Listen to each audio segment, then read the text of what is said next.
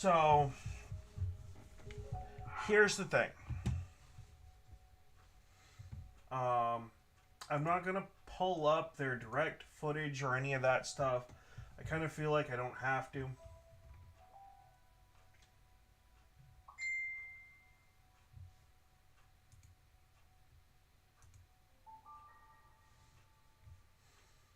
I kind of feel like y'all kind of, you know, should go to Nintendo's Nintendo Direct. I wanted to discuss kind of my thoughts on what I had seen. Also, a weird audio glitch that had happened. And actually, you know what? Maybe I will pull it up. I don't know if it was just me or if everyone else did, but there was like Final Fantasy VII Remake being advertised in the background, and a different video was playing for a different game that also looked very interesting, kind of like a top-down four-man survival game that looked pretty cool. It looked like something that you'd enjoy playing with your kids. I don't remember the name of it per se, and I will be looking into it. You know, I have a daughter, and I'm sure she'd love to be able to sit here and play with Dad. More so, my point is the GameCube end of things, as well as something a little bit more technical. I love the fact that the GameCube is coming to that system. There are games on the GameCube that I really, really wish they would bring forward. This also hints a little bit at the older generations being eyeballed by not just them, but also potentially developers. As in, like, bringing some of the stories from older games to modern times.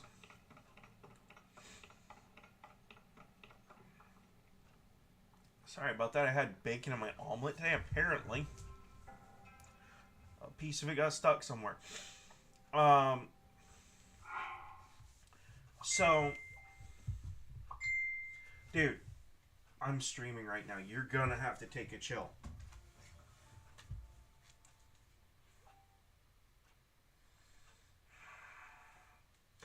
Speaking of my phone, that reminds me, I may have to.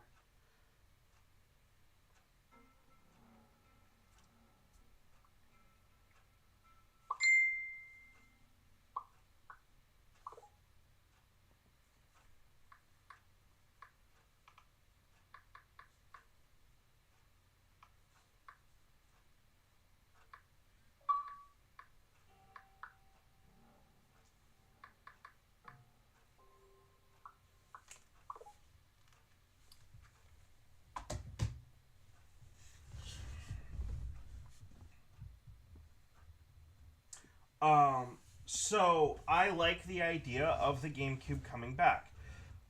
I like the idea of all of these old systems coming back, and I really wish we could bring some of the old PlayStation 2 titles over to other systems. For example, Final Fantasy VII Dirge of Cerberus. Black was kind of multi-platted, so that one we just kind of don't talk about that. We never see Namco Bandai doing any sort of work with the older Ace Combat titles. I, of course, know why that is. I wish it would happen, but I understand it. Maybe some of the old Need for Speed titles. Maybe we could have a return of Midnight Club Dub Edition. You know, the game that introduced me to the song Get Low.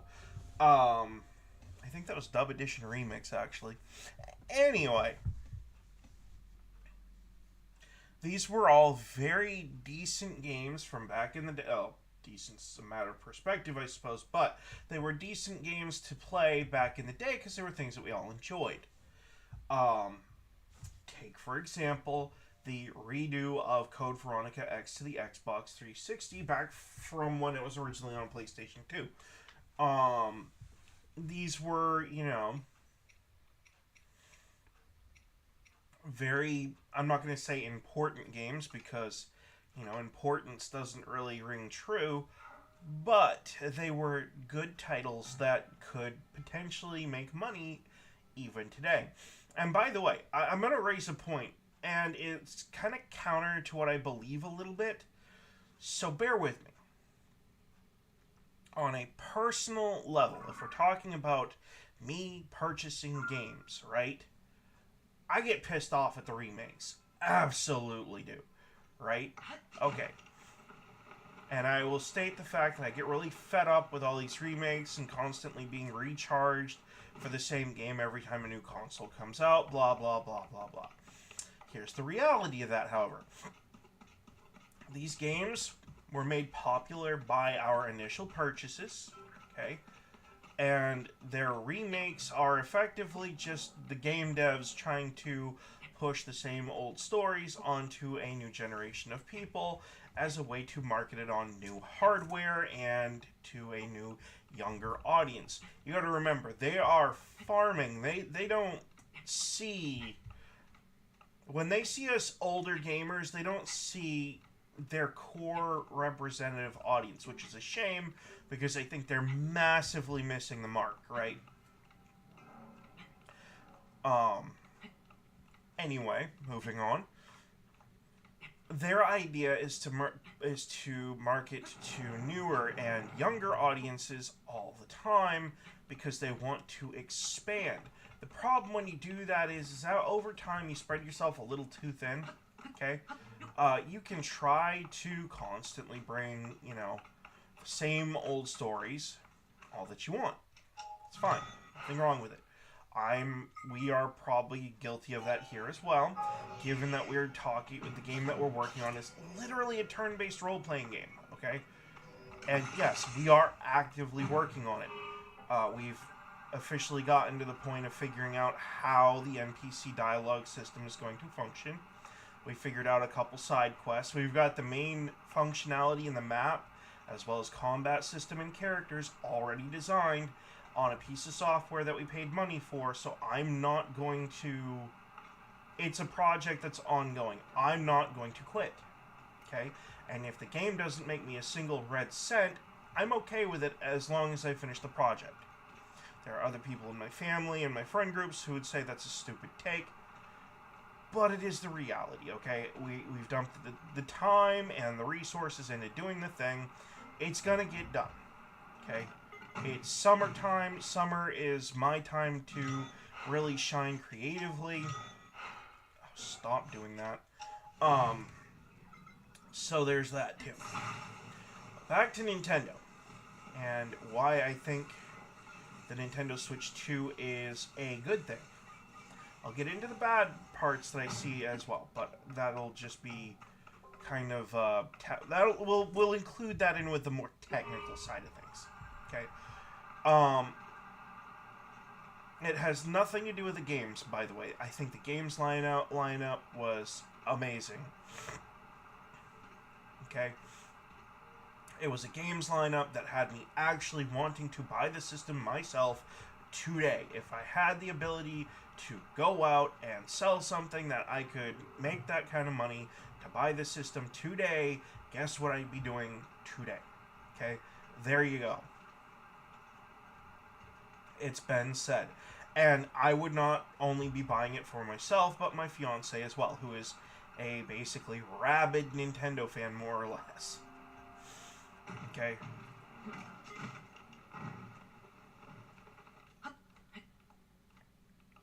So there it is. All cards on the table. I don't have a disliking for Nintendo. I don't like some of their legal practices, but that's a separate issue, I believe. To everything that's kind of going on. And that's just my opinion, alright? That's my take on it. What I really wish is I could figure out how my Nintendo Switch's positioning was negatively affecting the Joy-Con performance. I'll have to look into that day. Actually, I don't. I know exactly what to do. I just don't want to do it.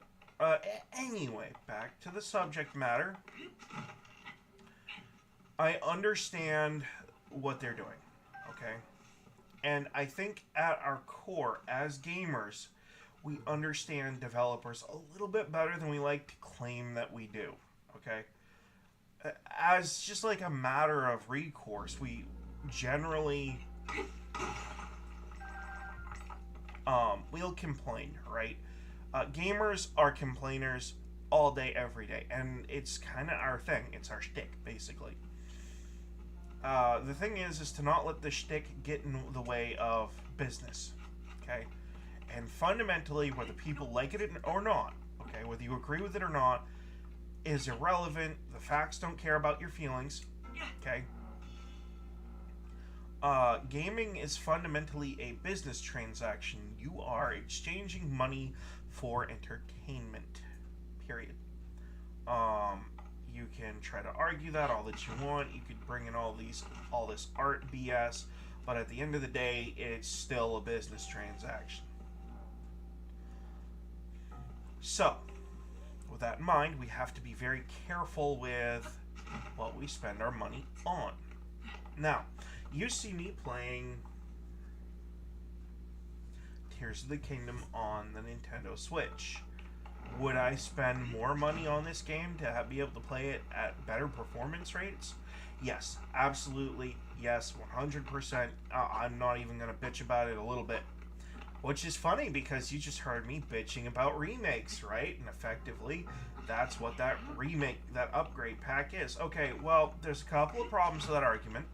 Number one, we don't know what these upgrade packs will cost. We don't even have a hardline price tag from Nintendo yet. We have estimations based off of previous, and current systems. Which is fine. Those estimations are great. And they're probably somewhat accurate. But until I get it right from the horse's mouth, I'm not going to listen to everyone saying $400 or $500 until I hear it from Nintendo. Okay? Because it could be higher. And there were some points during what they were showing off that I'm sitting thinking, oh my god, it's going to be a $600 to $700 gaming system. Okay?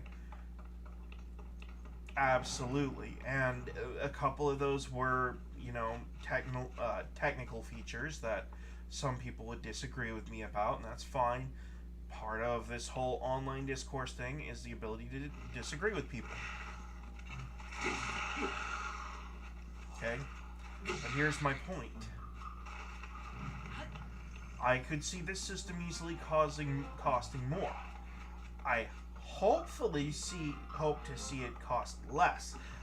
I doubt we will, but I'd love to see $100 knockoff of all of the price tags on the current Nintendo Switch models, and then see, a $300 Nintendo Switch 2. I think that would be amazing of them to do, but I also understand that if they did that, they'd probably be taking some serious losses. So, therefore, I'm not really expecting them to do it. Nor should anyone else, because they're not going to. Okay, that is a dream at best. And a fantasy at worst. Okay? Out of all of the companies that I have bought gaming systems from, or played gaming systems that they have created, this goes all the way back to the PlayStation 1. Okay? Never in my life would I purchase a system, okay, where I openly, verbally said I wanted to play video games at the expense of the company who made the system. Okay? It's not a realistic thing to do, right? And that, I think, is something that everyone can agree with as a point. Okay, now, I know there's probably going to be some people out there saying, bad take, blah, blah, blah. Okay, humor me. If you want a company to produce your gaming system at a loss, what's going to happen? And you don't have to be a rocket scientist to figure it out. What's going to happen? What's going to end up happening is your favorite game developer who makes your consoles, guess what?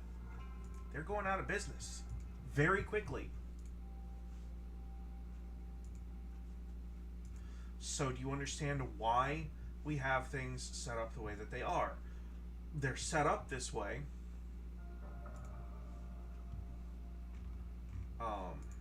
excuse me, I'm actually grabbing the share link so we can get some actual, content viewers here amongst my friends, family, and peers over on X. And Facebook. Anyway, when we purchased our gaming laptops, this is a perfect example. We had to do it through a lease program. And in order to make it work, we had to do it through payments, right? We couldn't buy a $900 laptop a piece without doing a lease program. And by the way, even if I had a full-time job right now, we'd still end up having to do it that way. It would be the only way to afford it, okay? I don't have a problem doing that with the Nintendo Switch 2. I'd rather not have to because I don't like having to make weekly payments, but it is what it is. As the budget, what I call jokingly the budgetarian of the house, doing these things sucks. It's more work for me to do, and as we all know, I'm not adverse to doing work, but, if it's something I don't technically have to do, why would I then do it? The answer is, I wouldn't. It's not a matter of, want at that point. It's a matter of how much is it worth the headache? The answer to that is not really, if we're being honest. We're talking about a new gaming system here. We're not talking about a new vehicle. Okay? Now, in the case of the laptop, well, in a way, that has effectively become my work vehicle ever since I started doing this streaming thing and we started paying for Streamlabs and kind of doing all this stuff a little bit backwards, mind you, but we've started to do it anyway.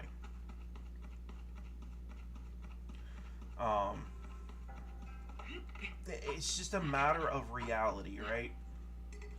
And the stark reality is you need to eat, you don't need the next new gaming system. So if you're in a situation where you're running out of food but you're eyeballing that Nintendo Switch, you probably have your priorities backwards, right? And I'm pretty sure that's like, no duh, that's kind of obvious.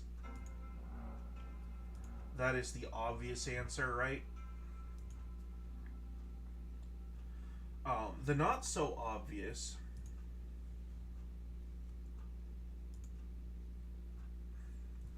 is you can have the things you need and the things that you want at the same time, most of the time, if you know how to adjust the things that you want. Okay? And the things that you need as well. So if you stop and you actually look at the things on,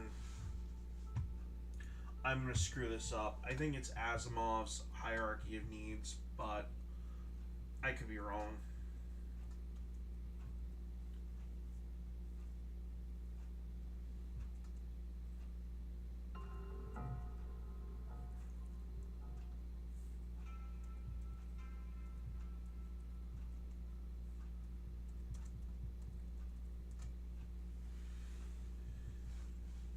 Maslow's hierarchy of needs. Okay. Why was I thinking Asimov? Okay.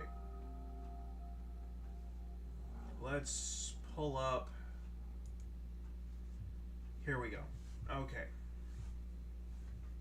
You have red zone and you have orange zone requirements, right? Okay. Well, let's start with the reds. You need air, food, water, shelter, clothing, and sleep, right? Those are the most essential 6 things that you absolutely need. Everything else after that is kind of quote-unquote auxiliary, right? Depending on how you use the first part, correct? Correct. So, if you have those first 6, you're golden. Now, here's, that's air, food, water, shelter, clothing, and sleep, right?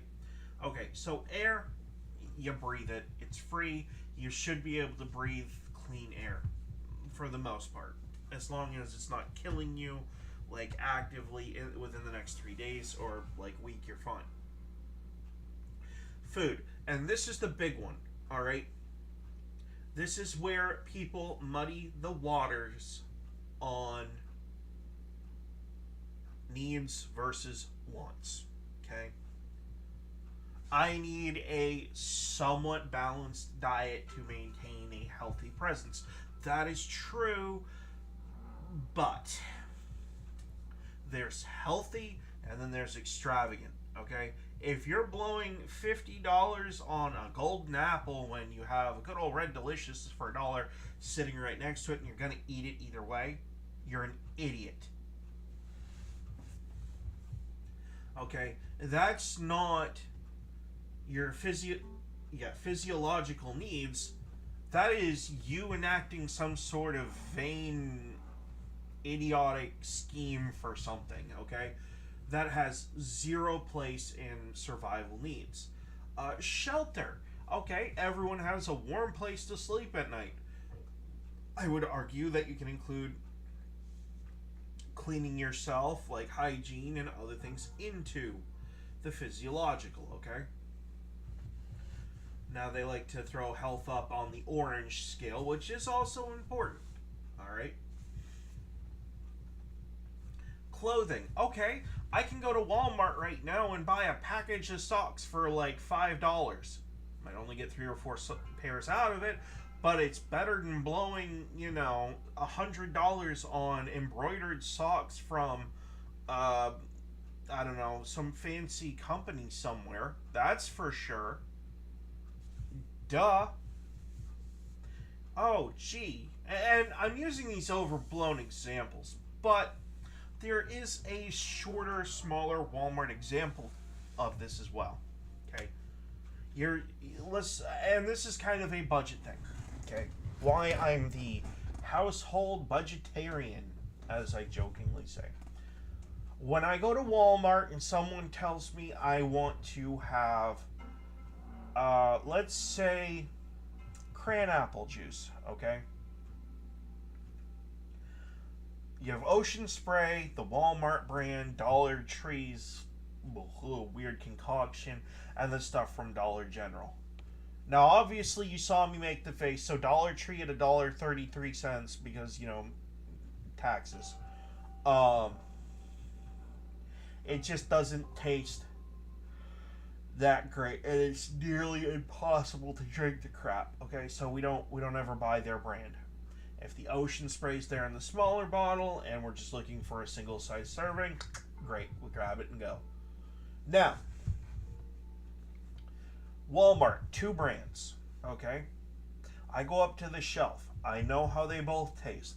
They taste close enough for me and my fiance to drink either one, so therefore the taste doesn't even enter into the factor, okay? There's $1 difference between the two. I'm gonna go buy the cheaper one of the two. And it's the same thing with the socks, okay? I'm gonna go over and see the Hanes brand, and let's say Walmart came out with their brand that was like $2-3 cheaper than the $12. Well, gee, $8-9 for a bag full of pairs of socks. That's where I'm gonna go, okay? Pens and pencils, okay? I can go to Walmart and buy for 86 cents a singular pen. I can go to Dollar Tree and get a pack of them that are like 5 or 6 of them and not have to worry about it for basically a whole year, depending on how much paperwork I have to do, and not have to worry about it for a whole year. I'm going to go to Dollar Tree. It's just kind of no duh. Video games are not very different, okay? But they are. Video game consoles in particular are somewhat expensive, actually. There's going to be some, Mr. Moneybags jackass in here who says, oh, you just say that because, pick a reason, you're poor. No, I'm actually pretty much the average American. I've lived off of $10,000. I've lived off of $20,000. I've lived off of $5,000 per year. It's not impossible. It's just very uncomfortable. Okay, and that is really the important thing to remember. The distinction between uncomfortable and impossible for a lot of these people doesn't exist. They couple in discomfort with impossibility. Okay? What they should be doing is throwing the word comfort out the window and saying practicality versus impossibility. But they're more about their own personal comfort. It doesn't work. Okay? It just doesn't work. That's why you have people out there who go buy, $100, two, three, $400 Jordans every time they turn around because they don't want to wear shoes from Walmart for $20. Well, let's do that math for a minute. You just blew $80 plus on something that you could have spent $20 on, and sure, it might not live 5 years. I think we have a delivery. That delivery, one of. Nope, it's CM Brown. I actually have to mute. Of course. Halfway through my point, I have to. Well, maybe I don't. Yeah, I do because the dog won't shut up.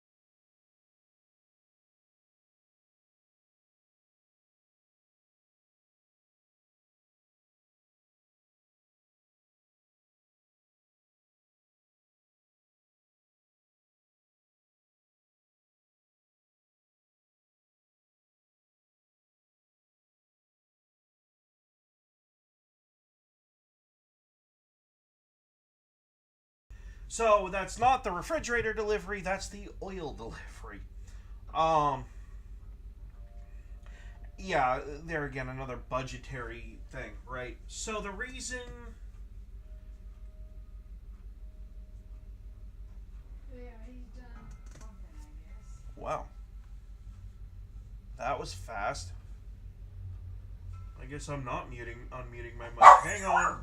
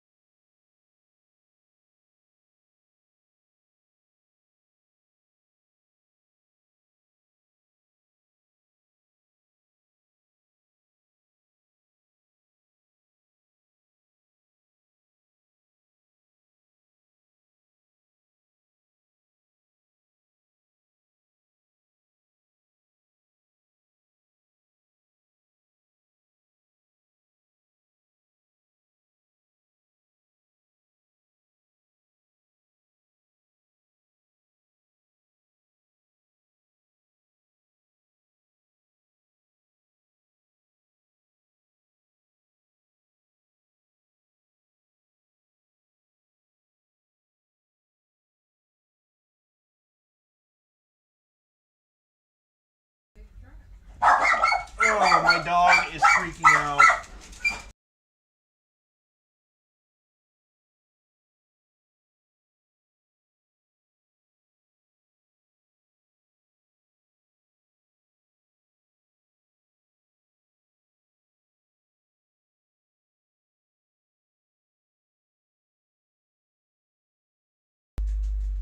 Okay, anyway, hopefully he'll start calming down now.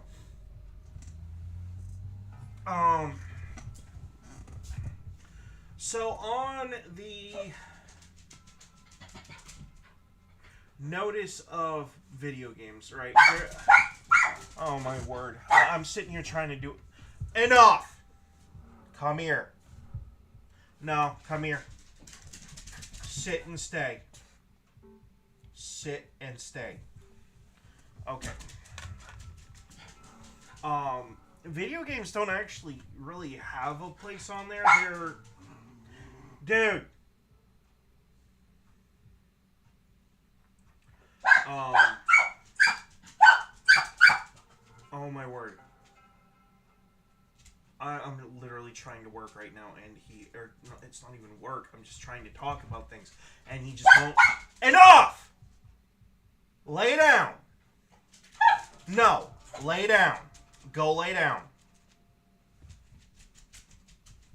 I love you, but you're driving people nuts. No. He's gone. He's been gone. We're expecting another delivery today. But anyway. Actually, I had enough on the checkbook to cover that. Just about. Anyway, they might fit under like the Steam or whatever, but it's not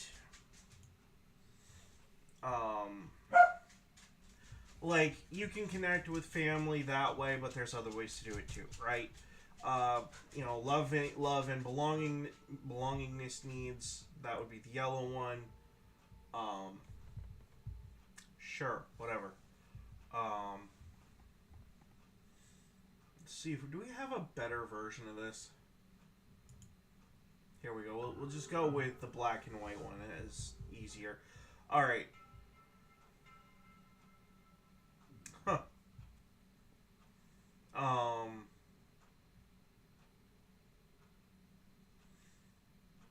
So, this technically falls under creativity and spontaneity. Okay, this is the the triangle at the top, right? This is what video games falls under. More than anything else. Maybe achievement under Steam, right? Because maybe you're a trophy hunter for like the PlayStation, or an achievement hunter if you're on the Xbox systems, right? Okay. So let's compare this for a minute. We'll use real world examples. Our refrigerator's about to crap out. Which is more important? Buying the new Nintendo Switch that's coming out in June? Or replacing the refrigerator? Obviously, replacing the refrigerator, right? Okay. Now there's a way to do both at the same time.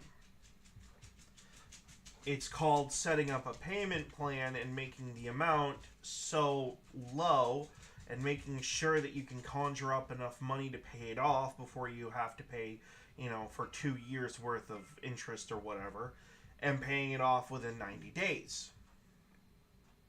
Sure. And it works. I've done it before. It's not really that hard. The two programs that we use are Catapult and Affirm.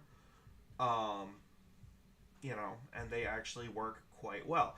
Our two computers fall under those things. The refrigerator is through Affirm.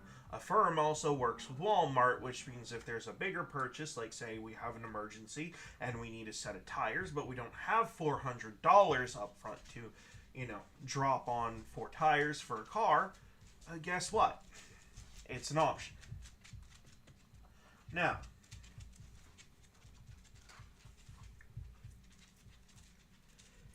I'm waiting for Nintendo to put up their website for the Nintendo Switch 2. My god, my posture is god awful. And just kind of waiting patiently for them to put that one up for the rest of the world to see. But again, I did watch the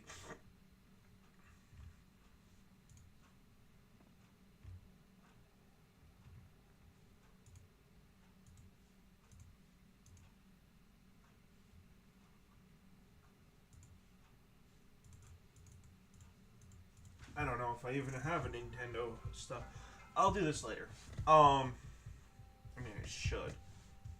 But, anyway.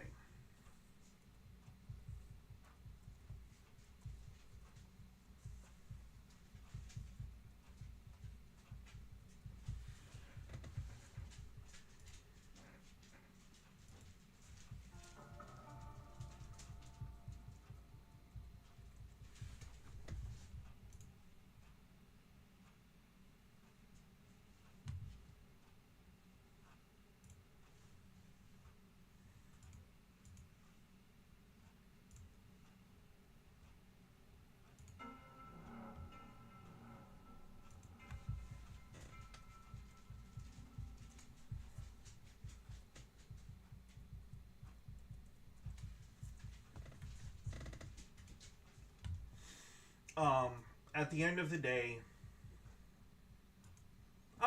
we actually do have price tags. They're $450 for the regular system.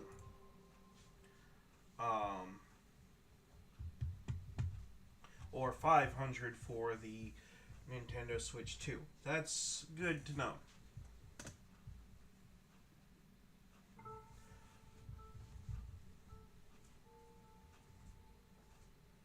That's what I was wondering about.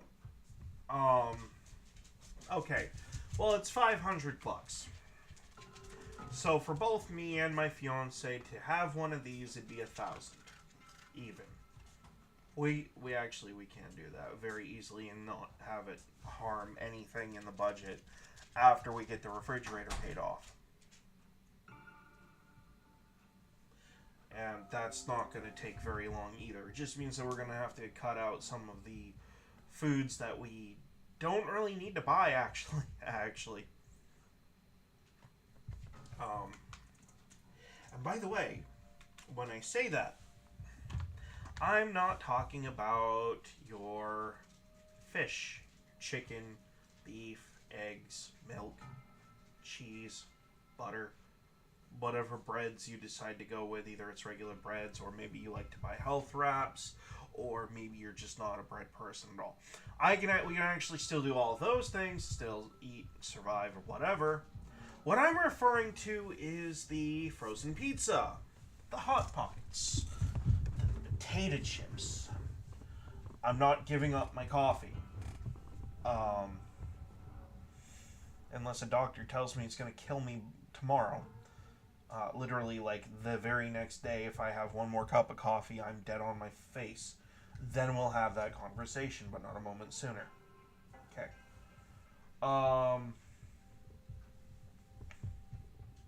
But yes, we can absolutely save up for this 100%. And it won't even dip into what we have to pay for the house, which we need to get doing that too. A little bit more aggressively.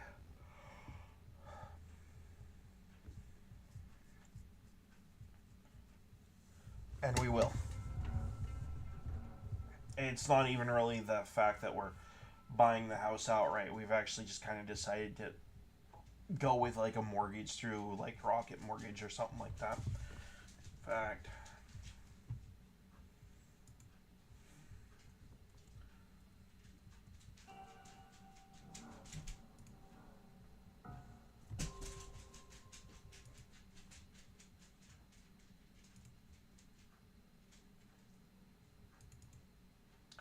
I'll do that later.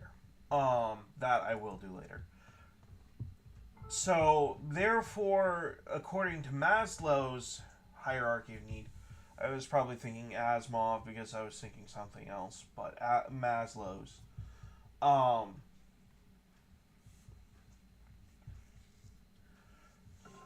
Here's the thing. To physically survive, you need the bottom of the chart.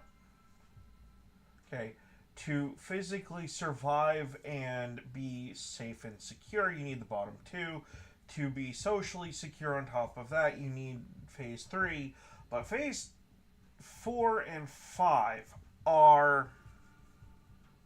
There are things in there that you do need for, like, mental needs and emotional needs, right? The problem is that not everything up there is absolutely necessary. Okay? For example, you don't necessarily need achievement, but you do need self-esteem. But without achievement, how are you maintaining self-esteem? There's a conundrum there as well. Well, I mean, it's simple. Just have decent self-esteem and don't worry about, what comes tomorrow. Worry about what is today. So,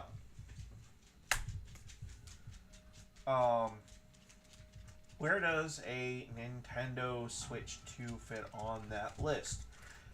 Probably at the very top in a separate category that says, like, hobbies and interests outside of the necessity for survival.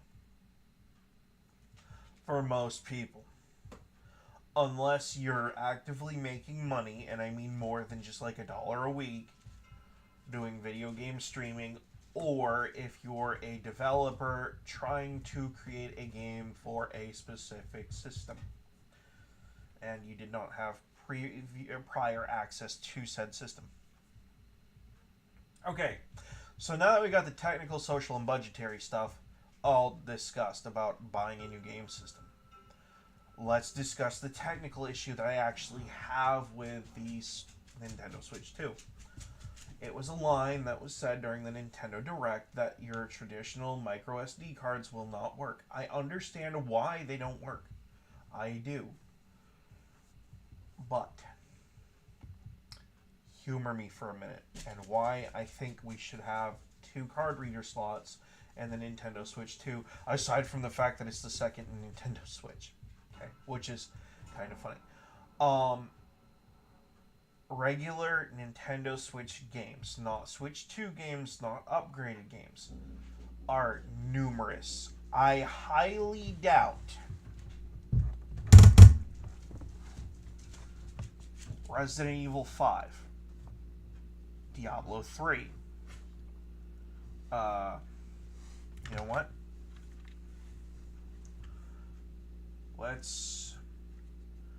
Let's get into it.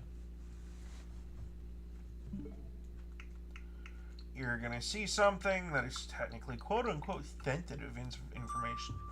I don't think showing you my gaming library is that sensitive. Okay, this does not need an upgrade. This does not need an upgrade. This probably could do to have an upgrade, but that's just personal preference. This as well. This might get one, might not. I don't know. That probably won't. No, definitely won't. I wish it would, but probably won't. Maybe. That probably would because it's a Square Enix title, and so is... I don't think I had any... No, that was the first real Square Enix title. This will not. This doesn't need it. Although it will probably natively perform better on the upgraded system anyway, on account of the better hardware. And that's another thing too, like, these games here, Doom 3, probably not. Doom Eternal, maybe. Duke Nukem 20th Anniversary for Duke Nukem 3D, probably not. That won't. I doubt it. I highly doubt those two. I don't think they need to. Maybe they might. I don't know. Let's see. No, might. Probably not. It's just a cheap gacha game. Maybe not. Most definitely would. Probably not. No. Might. Probably would. I wish, but these might not get it because they don't technically need it. Like, they, again, are games that are just going to perform better because the hardware is different. But watching Capcom redo the textures on all of those would be hilarious. Actually, might. I'm not sure. But it'll definitely benefit from the increase in hardware. We already saw that they're most definitely going to be giving these the upgrade. I don't think that's going to get the upgrade, and I really don't think you're going to get a lot of the older Resident Evil titles. That the older Saints Row titles probably won't, and again, they don't really need it. Spyro doesn't need it. These don't need it. That doesn't need it. That doesn't need it. So the point here being that there's quite a few titles that actually don't need it and probably won't get it.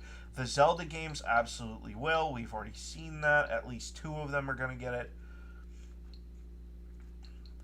What are you going to change on Terraria for textures? Warframe might. Master Duel might. Skyrim might, because, you know, Bethesda and they love their Skyrim, and so do I. But the point here is that I'm going to dip into my settings.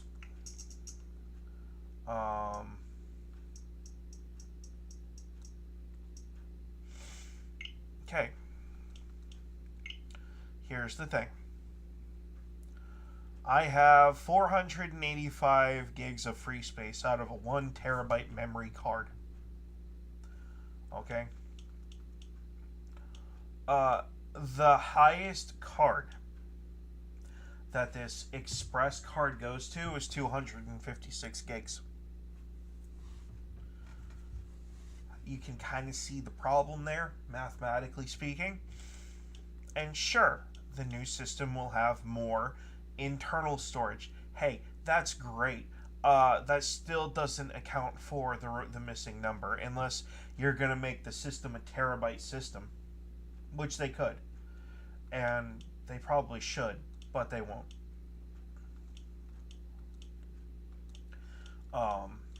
But there's another argument for me to have with myself. How many of these games do I actually play on like... Alright, gaming has more or less become more of a streaming-centric activity for me, okay? How many of these games are going to be on stream? How many of them can I download for later streams at a later date? You know, that sort of thing.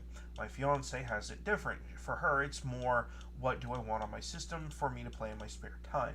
Because she's not a gaming streaming channel, and she's not a... Well, she is a streamer, but she does it occasionally. She doesn't have consistent, you know... She doesn't have a consistent presence online. Now...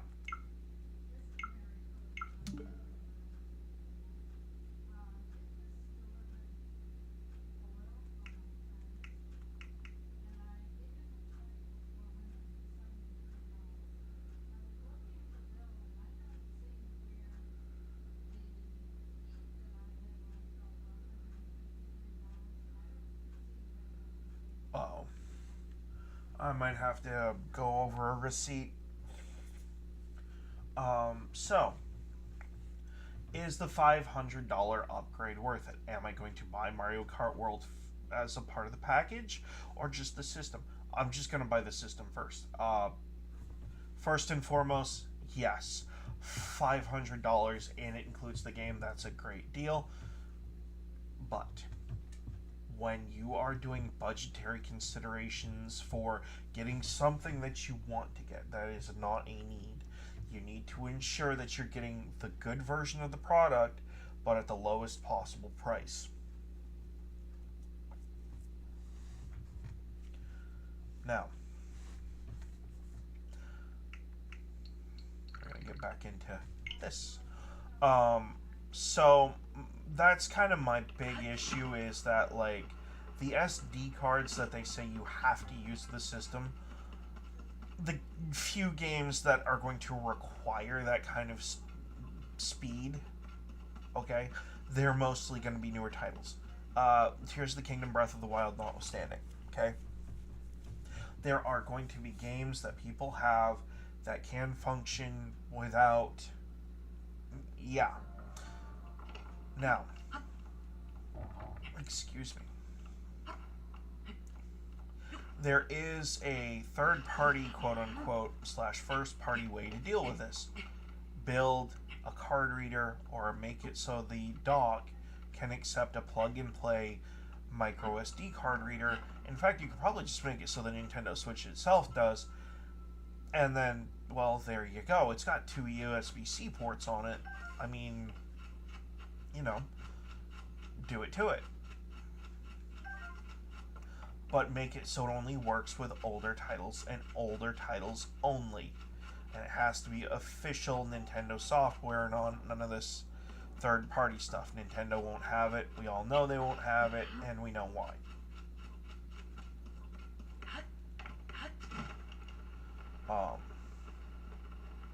And besides that being said, a pirate, if we're being honest, they're not hacking a Nintendo Switch.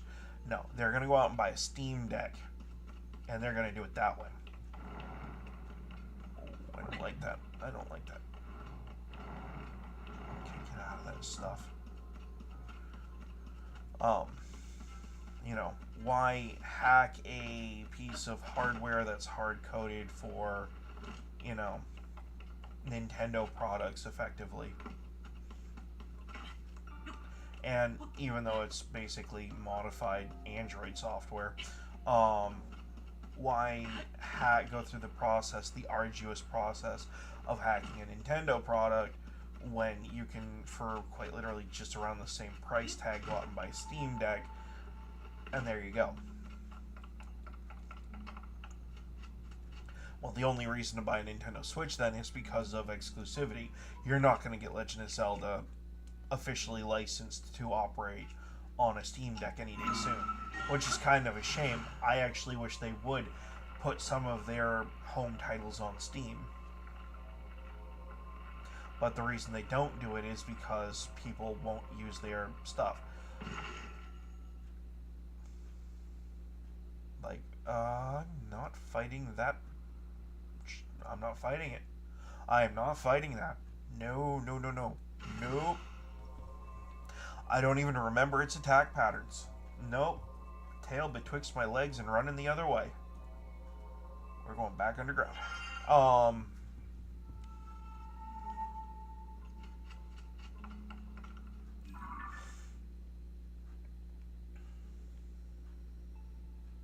Yeah. Totally doing the pussy thing and running away.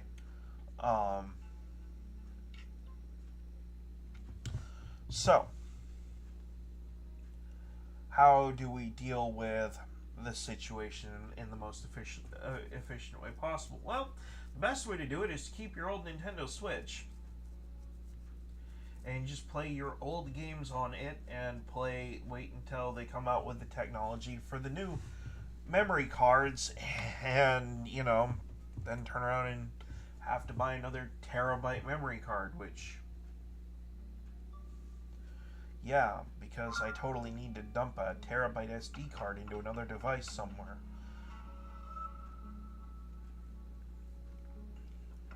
I'd much rather have it like the Xbox does, where, you know, the Series X, Series S games have to be internally stored, but the non-X and S games don't.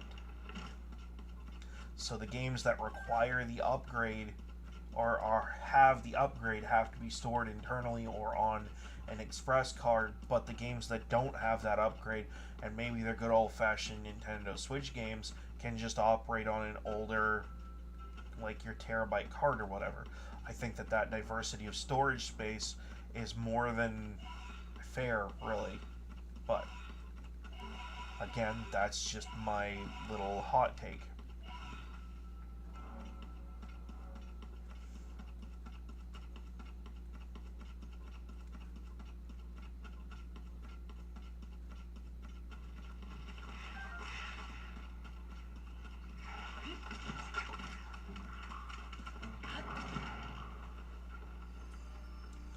And I really don't think that as consumers, we're getting into it's too technical territory to have a device that has built-in storage inputs on it. I really don't think that's that big of a deal. I think if you think that's a problem, you don't want to know my thought on that. If that's a problem for you, maybe gaming is just not for you, bud.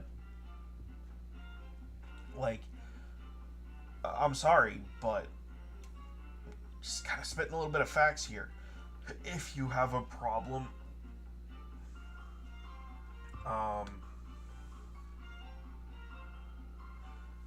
if you have a problem,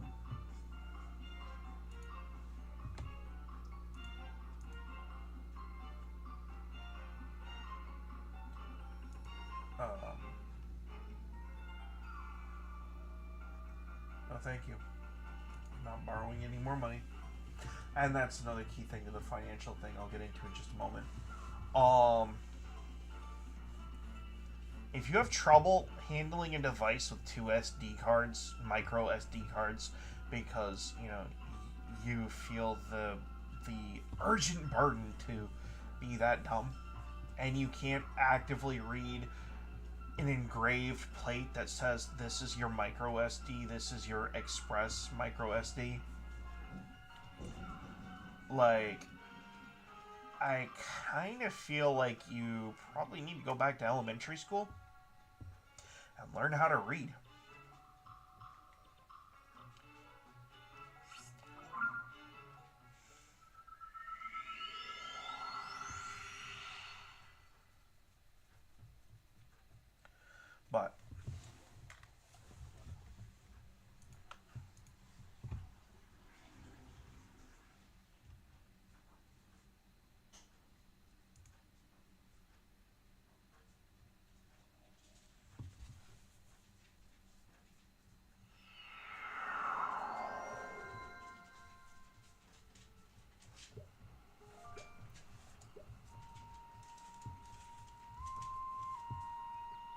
But yeah, there it is.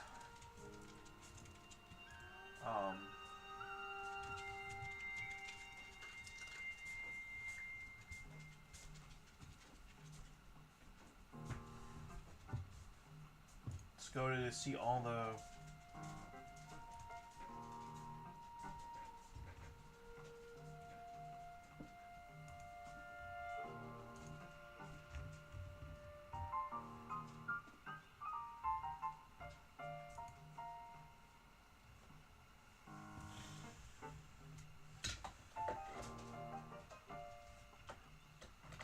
While this is kind of sitting here chilling out, we're going to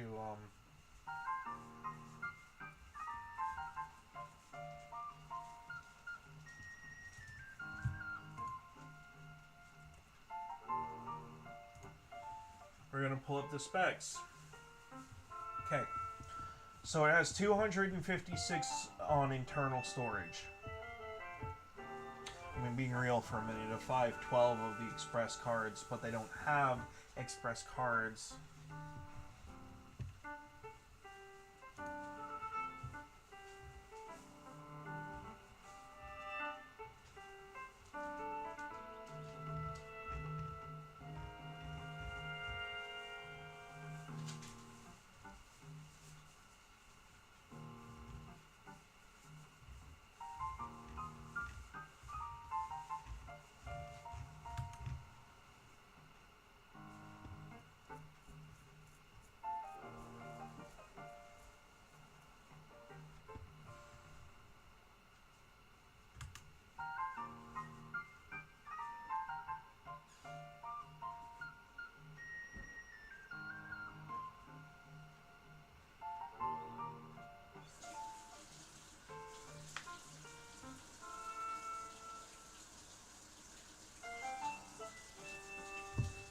Okay.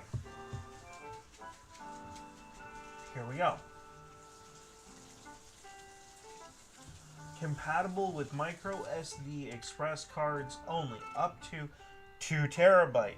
That tells me they might be in the market, either they have a contract with someone to build an express card that does up to 2 terabytes, or otherwise. There is another thing, micro SD memory cards that are not compatible with micro SD express can only be used to copy screenshots and videos from Nintendo Switch. So, Here's kind of my issue with that. I think it should have two slots, one for regular micro SDs and one for the express slots. And the reason I do feel that way is because the express cards,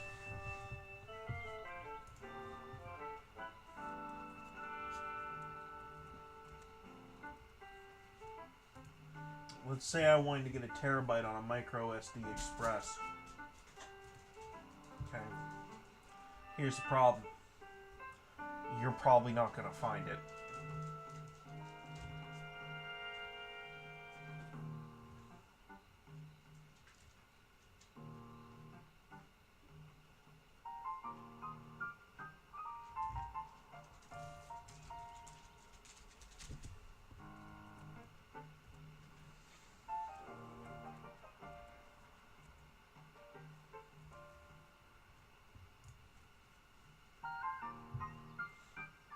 Now, there is Lexar claims they have one for a terabyte that's $200.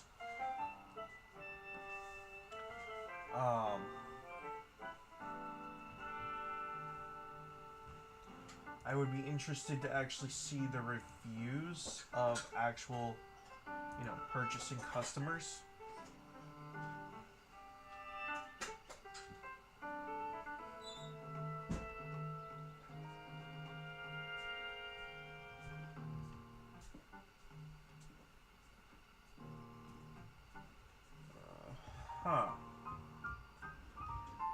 Yeah, these are only 160 megabytes per second. The ones that, then it's not a true express card. That's not an express card. Okay.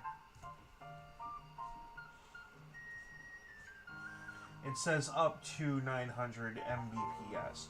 So, effectively, in order to have, and by the way, we can even shrink this down just so,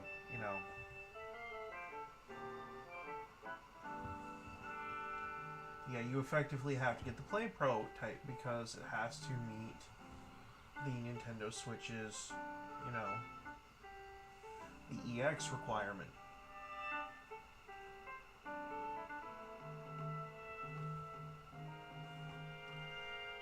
So let's knock the price tag down to the $512. Okay. So now you're talking an extra $100 on top of the system just for a memory card so you can have the games that you own in system.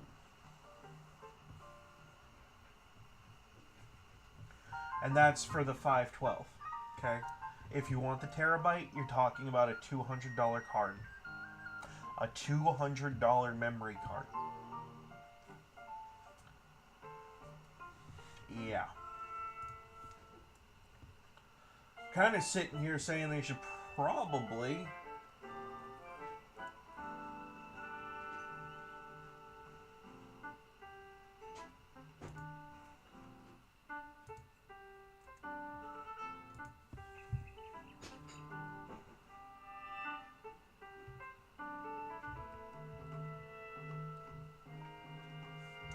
gonna be honest, they should probably just sell it when they sell the system. So.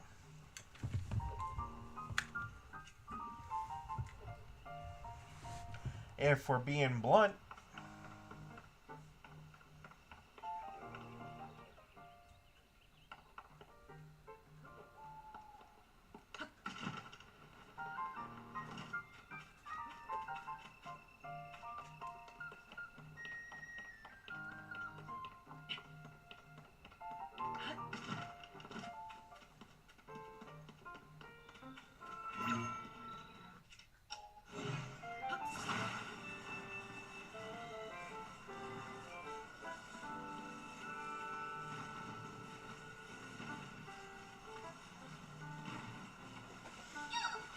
oh, hey, you.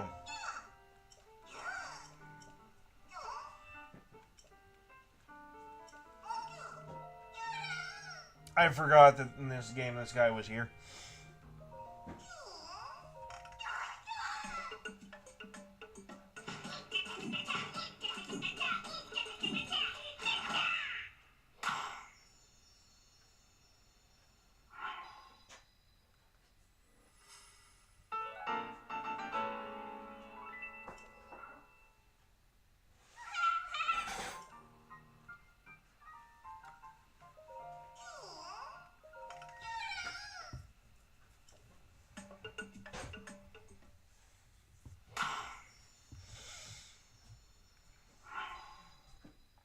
There's only so much of that irritation that I can mentally handle.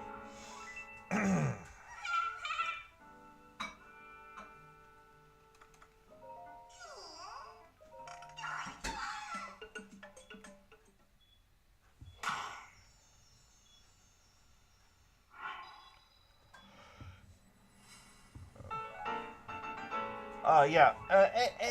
Anyway. So yeah, effectively what we would be looking at is purchasing the system first, and then getting this extra storage.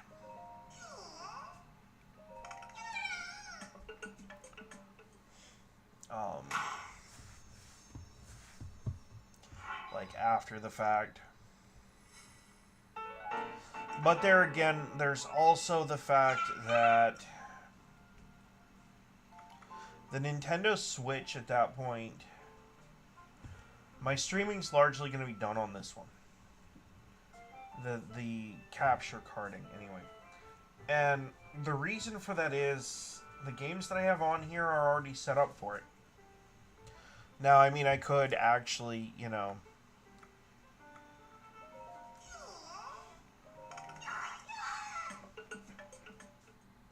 I could set up shop on the Switch 2 to do the same thing. And probably even better given some of the other features that they had shown. You know, like the integrated camera support and a bunch of other stuff. It's not that the camera's integrated with the system, don't misunderstand what I said. The fact that it offers up its own webcam basically makes doing stuff like green screening, for example, so much easier.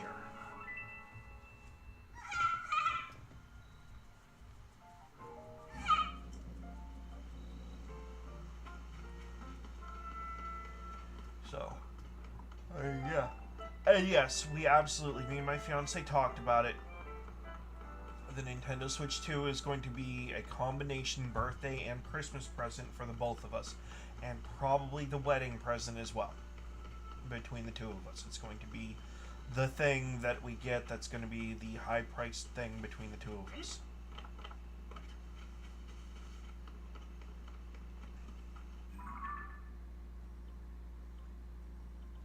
And I can't talk more on that subject because there's an announcement that's going to be coming out of the channel here before long, because it's springtime. I have a lot of physical stuff that has to get done, but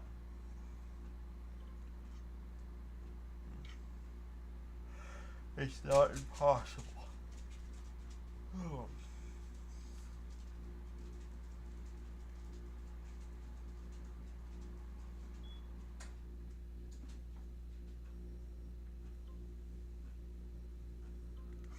You know what? I think that one's the one that has the stabilizer on it.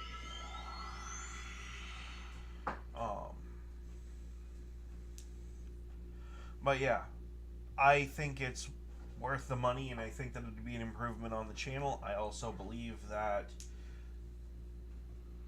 there are some other priority items that need to come first. Definitely. Oh, quit whining, you little turkey. I wish we had an accessory slot. That way we could put necklaces on him that would, you know, modify his temperature resistant stuff.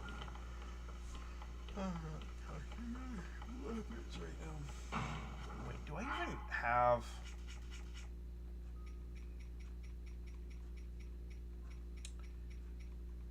No, I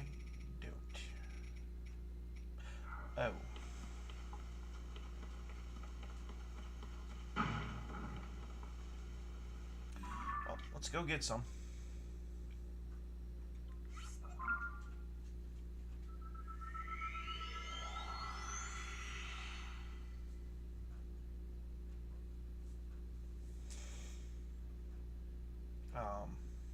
It would be a good thing, I think. I'm also very much excited to see that there is a potentiality for Twilight Princess to come to the modern systems in some way. I wish it was in its own like remaster that the Nintendo Switch could handle. Like the regular Nintendo Switch, not, you know.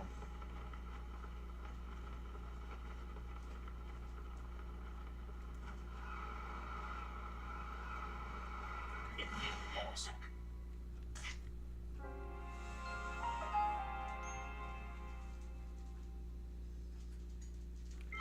Yeah.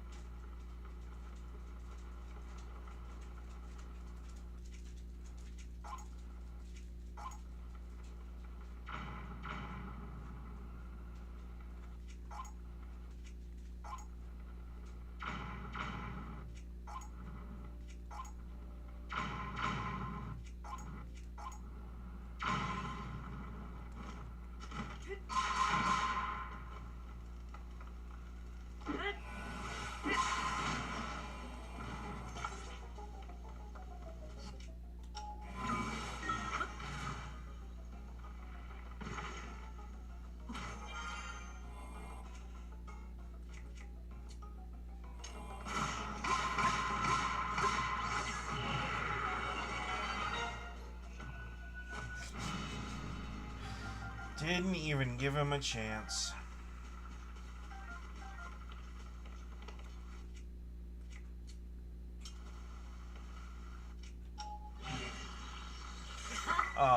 Yeah. But not that we're going to be purchasing it right away either. Like, we're talking about June. It's a ways away. You know. We have time to save up. Here.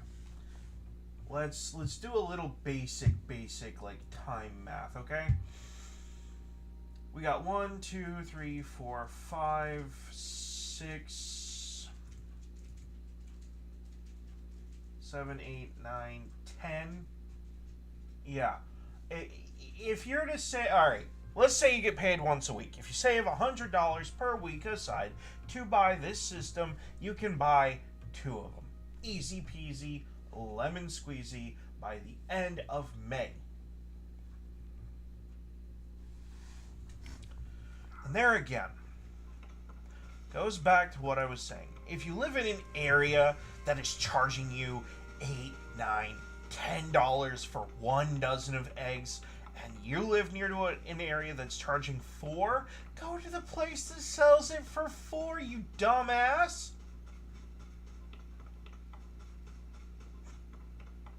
You don't necessarily have to move there per se, especially if you live close enough to walk or drive to it, but stop buying the high price. Eggs are eggs. Okay, you have farm eggs and you have store-bought eggs. Guess what? They all cook the same friggin' way. Holy crap. I can't believe, actually I can believe, and that's kind of the sad part of all this, that this has become an issue.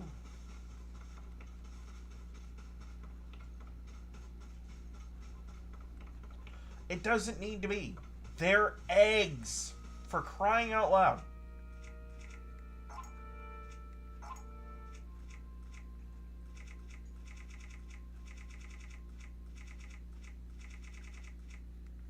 I live in Maine. Maine is one of the higher taxed states in the Union, okay?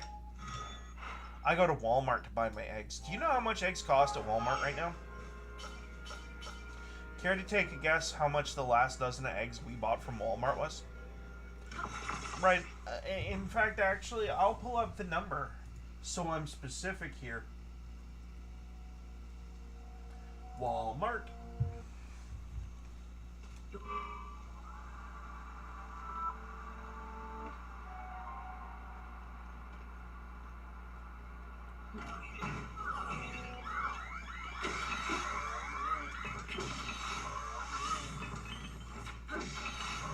You missed.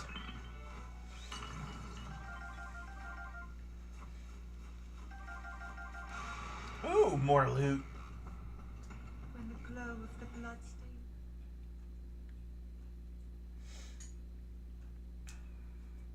Hang on. I got a blood moon. I want to deal with it. Oh, you're not going to respawn him? That's sad. Probably too close, though.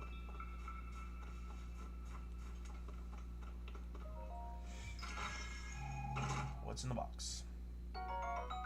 Okay. Replaces what I used to make that glider.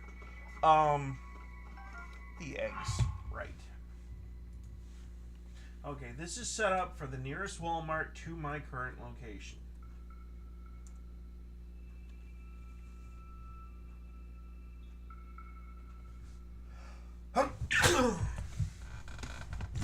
Eggs.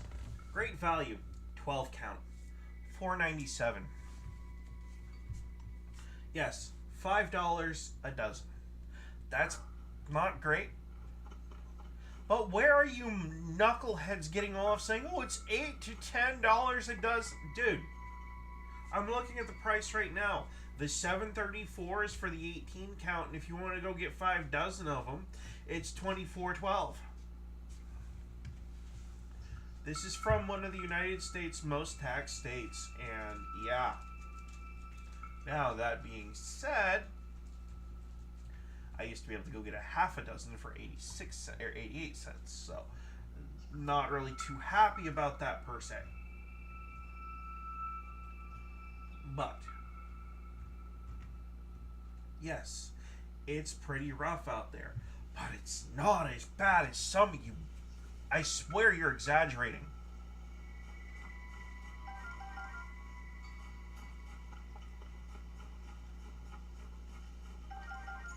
Like, what kind of eggs are you buying? Ostrich eggs?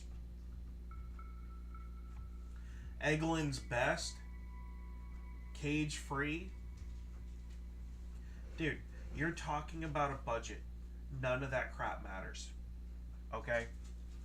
If you're talking about actually going out there and saving money, oh, cage free! Doesn't matter at all. Okay? And let me tell you why. You're saving money for a goal. You're willing to sacrifice anything to get it done. None of that crap matters.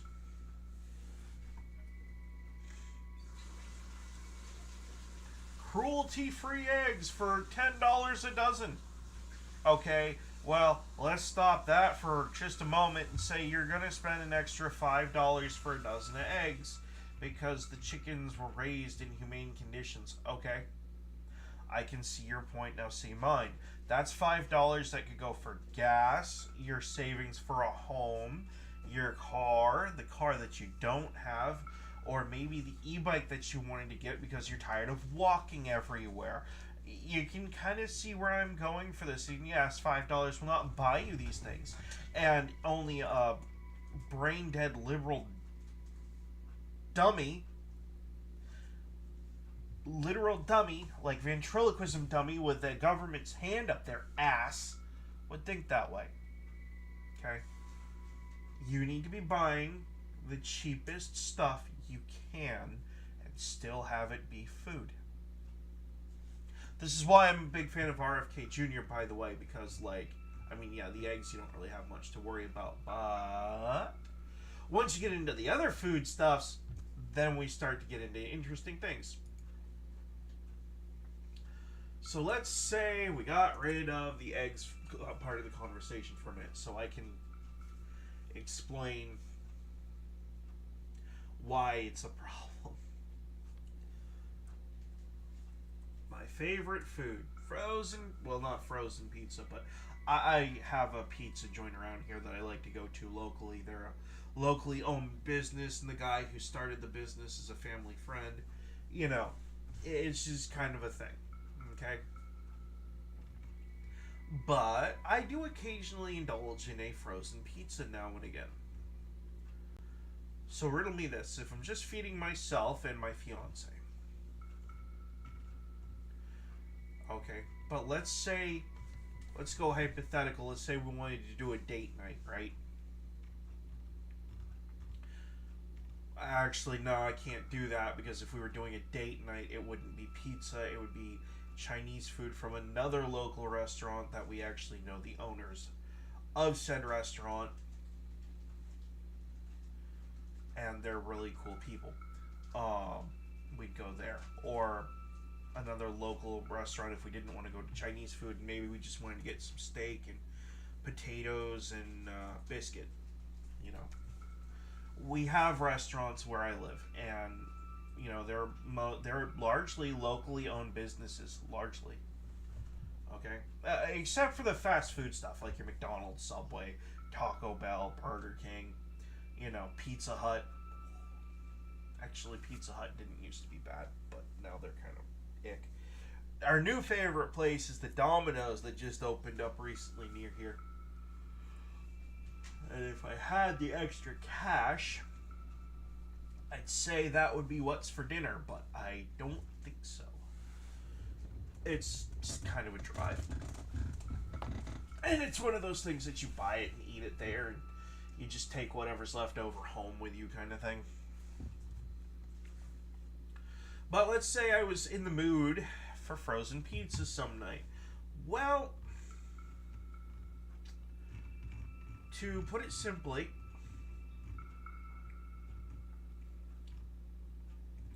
it is cheaper for me to go out and buy like a Red Baron. Okay, perfect, actually good example. Let's see here, do they have...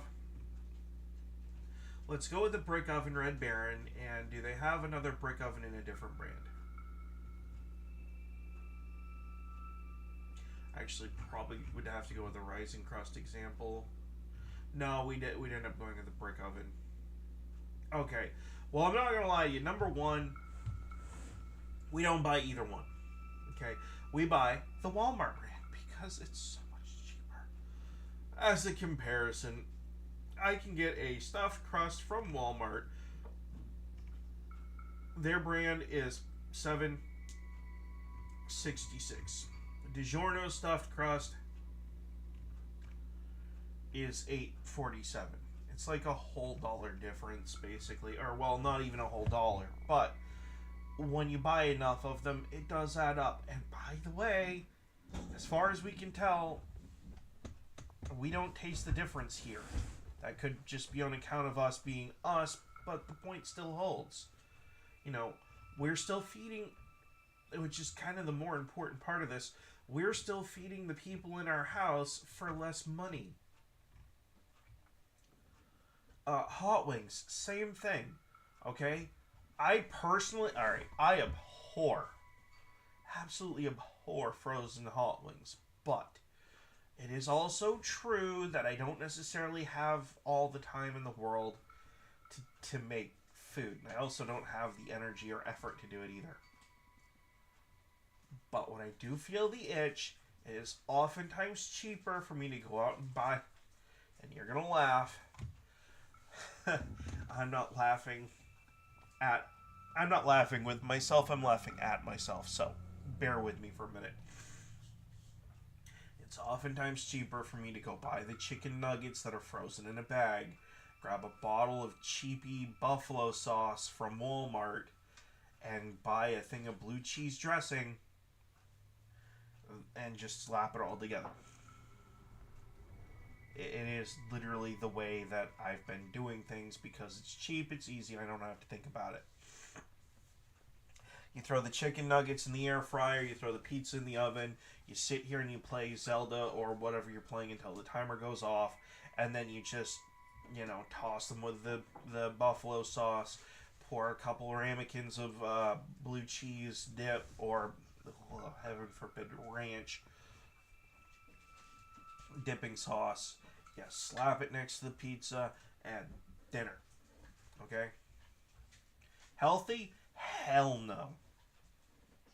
Quick, easy, and doesn't require a whole lot of attention, and a very, very comfort foody meal? Absolutely.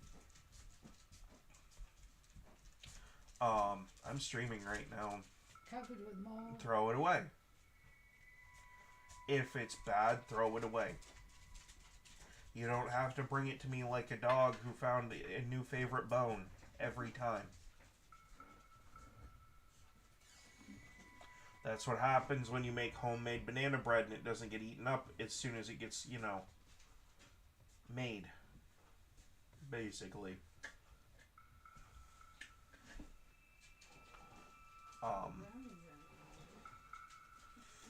Anyway, the best thing to consider when you're talking about needs versus wants is you have needs, you have wants, but you can still find ways to fill your needs, albeit temporarily, with maybe lesser products to get a thing that you want. Unless you are already using the lesser means to meet your needs and you can't go any lower. As an example,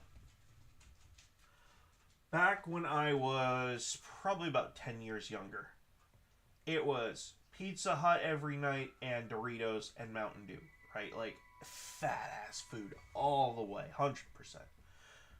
It was basically every day or every other day, and this was actually more than 10 years ago at this point. It was probably closer to 11. Absolute fat assery, 100%. Well, now I'm grown up more. I don't have the lifestyle or financial support that I had at that time to make that happen. But what I do have is the ability to feed myself, my family, and everything else with somewhat decent quality. We'll call them food products because, I mean, realistically speaking, if I wasn't doing the streaming stuff, if we weren't talking about doing all this other stuff for YouTube and whatnot, and if I wasn't, you know, intertwined with a bunch of other things, yeah, I probably could make my own pizza crust at home and my own pizza sauce and cheese and, okay, so maybe not the cheese because that's kind of a pain in the butt, but there are things that you can do. You can reduce your expenditures in other places as well. Oh, what's that? You're going through Progressive or Geico and State Farm has your same insurance for like $50 less a month on your insurance? Or maybe it's vice versa. Maybe it's Geico that's going to save you 15% or more. That's a joke. You know, it doesn't matter. Like, the point is that part of doing budgets and shopping is going out and looking at the prices and understanding that just because you like a thing does not mean that you have to buy that specific thing. I'm always looking for cheaper alternatives to what we eat here. All the time. Is it cheaper to go to Dollar Tree and buy a can of tomato sauce, a bag of pepperoni, and a container of bacon bits, and go grab a bag of cheese from Walmart and some tomato sauce and make a pizza that way? Oh, sure, probably. Wouldn't even take that much more time. And the price would probably be, well, actually the price would probably be about the same as the $7 pizza. If we're being honest. But could it be something maybe that I could do to have fun doing it? Sure. Could I build my own pizza? Absolutely. Would it taste like something fresh out of a restaurant? No. No, if you want that, you're either looking at a long day's work because you have to get the dough ready, and if you don't have a stand mixer, you have to do that by hand. Good luck. You know, there's a whole lot of things that go against doing things that way. And you're talking to someone who was raised in a family that homemade goods were basically the way of things for the last, like, 2-3 generations prior to myself. I can't count how many times my stepmother, my real mother, my grandmother, the one that just walked by me, my great-grandmother, all made homemade pies. Just have some bonehead show up at a family reunion or family event with some pre-made pie they bought for like $5 at Walmart. Guess which one disappears first, by the way? This one will be absolutely surprising to no one. It's always the homemade stuff.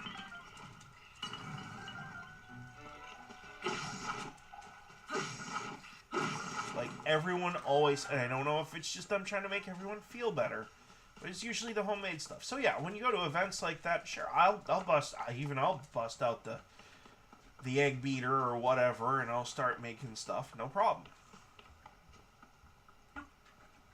And if I have people over, I don't mind waking up extra early to make a quiche or whatever first thing in the morning, right? It's kind of my job. I'm not just the budgetarian of the house, I'm also the cook of the house. These are the roles that I have chosen for myself, because they're what I'm good at. I'll tell you what I'm bad at, and why my fiance is working the job, and I'm not. I'm really bad at following orders, especially spoken orders. Okay? When someone tells me verbally to do a thing, in one ear out the other. Absolutely. And I know that limitation very well. And I've tried to work around it for the last 10 years. It's been a problem. So doing my own thing and finding a different alternative means of income has kind of become the focus of course.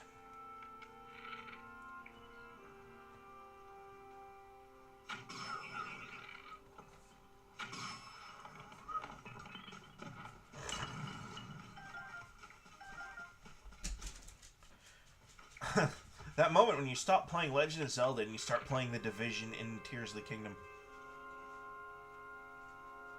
There's something wrong with this Joy-Con. Okay, you know what?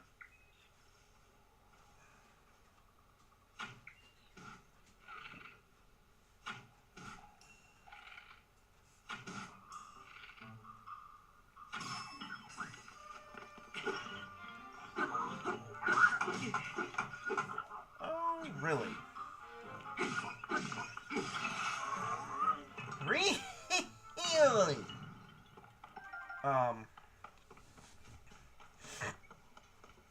Anyway, yeah, it's just kind of a thing. A lot of people don't understand how to do proper budgets, and the few people that do never do them anyway. When we sit down and we talk about filling the freezer, we're talking about filling the freezer for under $150. Or, you know, or something along those lines. Or maybe we're not quite filling the freezer, but we're just supplementing what's already there. Or replacing something because we decided, you know, it's time to swap out. Which we need to do too at some point.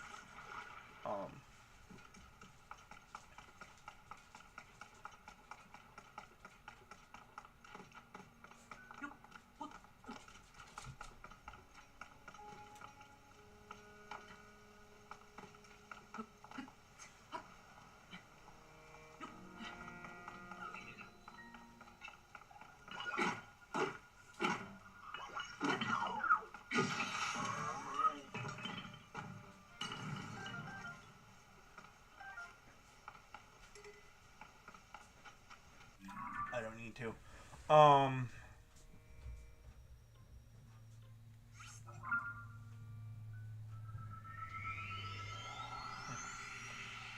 Nice truck, dude. So yes. We absolutely can get everything that we want and everything that we need in life. Absolutely. And I'm going to raise another point that is going to be slightly controversial and not one that's going to be very well received. Dual income, no kids. Dinks. People with kids. Single people. People who are in a relationship with someone. Consider for a moment purchasing land or property that you can live off of from family. I know this is going to run counter to every piece of financial advice out there, but hear me out. And I'm not talking about some rednecky agreement where you did a thing and they gave you the land for free. I'm talking about running an actual mortgage. Okay. See if you can talk to them directly about a price tag on 2 acres of land, how much it'll cost you, and see if you can work out a deal for like $20,000-$30,000. Here's why. Some places you might need 3 or 4 acres, okay? It's going to depend on your zoning. Make sure it has roadway access, direct road frontage, in other words, okay, of some kind.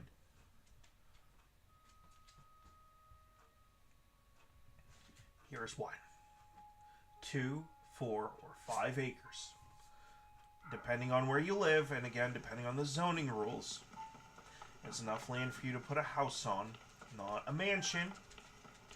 You're not going to be building a mansion here, okay? Look up however many bedrooms you need on a tiny home, okay?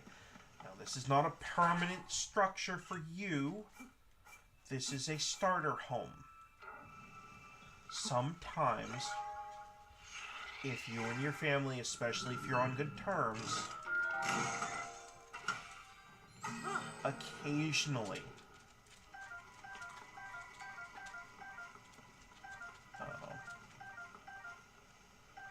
did I go to the wrong one? I did.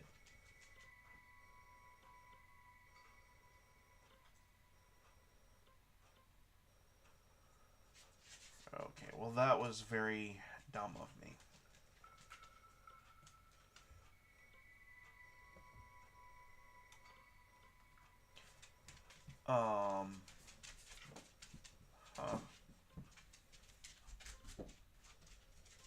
Okay, well I know one of these sells stabilizers somewhere.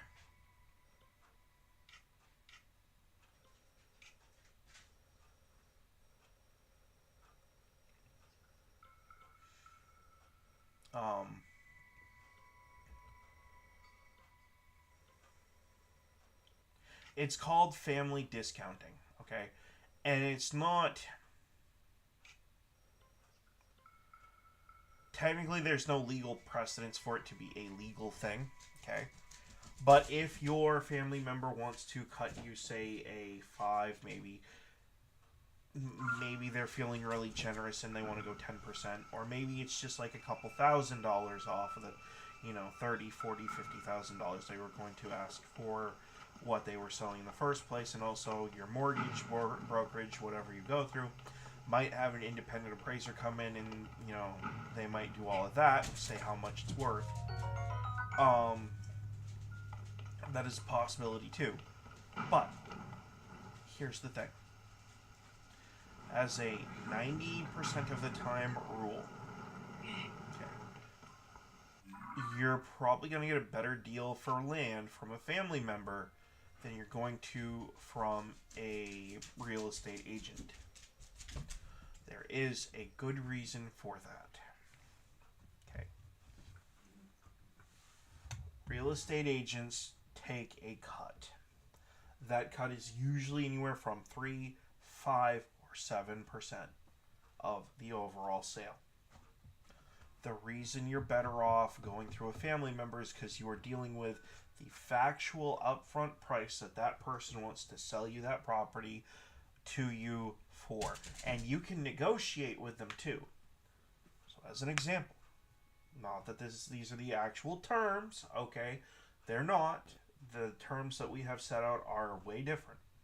I'm going to use the piece that I'm sitting on right now as a hypothetical example. It belongs to my grandmother.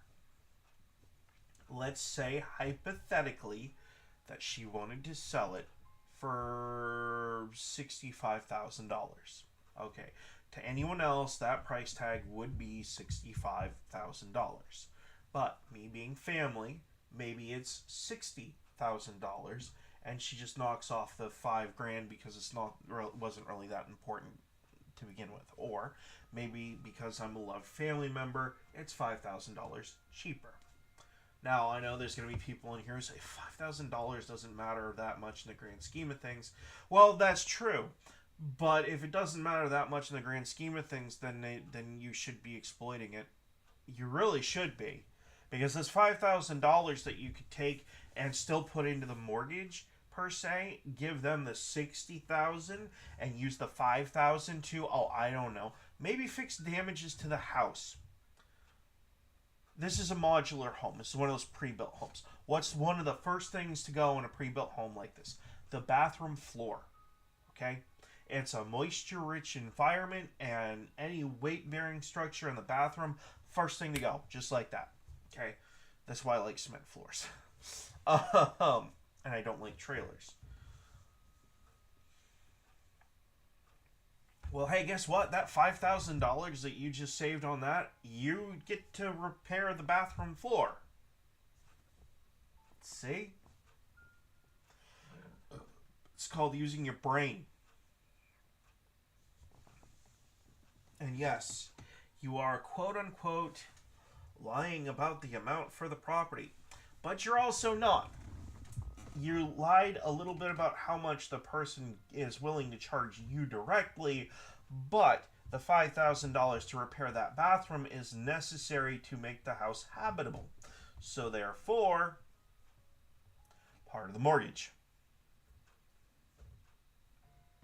You didn't lie about anything, really. You told exactly the truth. It'll take you $65,000 to get to the point where that piece of land and the house on it is livable for you, because you need a bathroom. You have to be able to go poop in the morning and take a shower at, either you're a night shower person or a daytime shower person or a morning person. Maybe you're a hot shower person versus a cold. Who knows? Who cares? The point still remains. Houses always need repairs. Okay? Like, you are not going to buy a house and then all of a sudden it's magically 100% ready to go.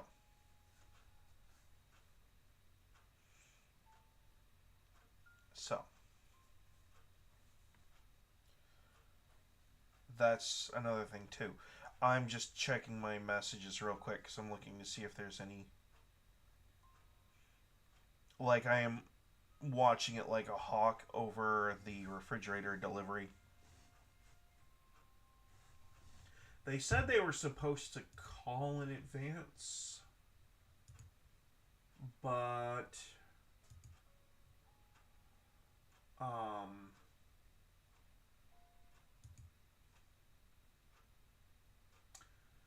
I haven't seen anything yet.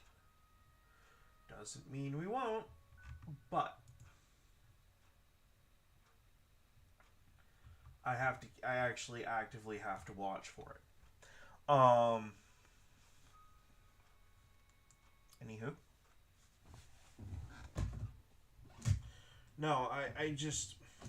Look, I understand these are national averages and all this other stuff when it comes to the eggs, right? But there's just some things that don't really... They're kind of eye-roll territory. Okay? You're gonna come up to me and get on my ass about national averages and all this garbage that realistically makes sense, but it just doesn't do it for me. When I'm sitting here looking at numbers that don't line up with they're in fact cheaper than what you're saying. So if you're a leftist out there thinking that you're going to own the chuds, in the case of me in particular, yeah, there's someone out there who'd love to sell you a bridge, because that's not what's going to happen.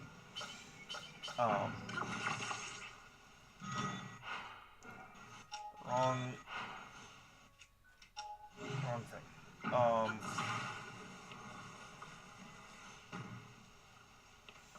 Oh, I hope this makes it.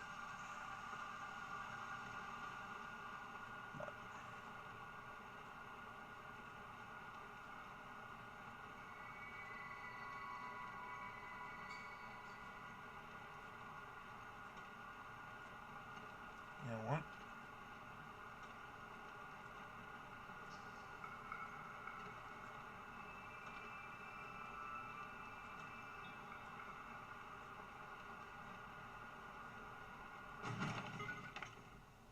Maybe it doesn't need to make it all the way. Right. Maybe just like the issue I'm talking about here. Instead of trying to take it all on at once, maybe we just need to kind of move it over.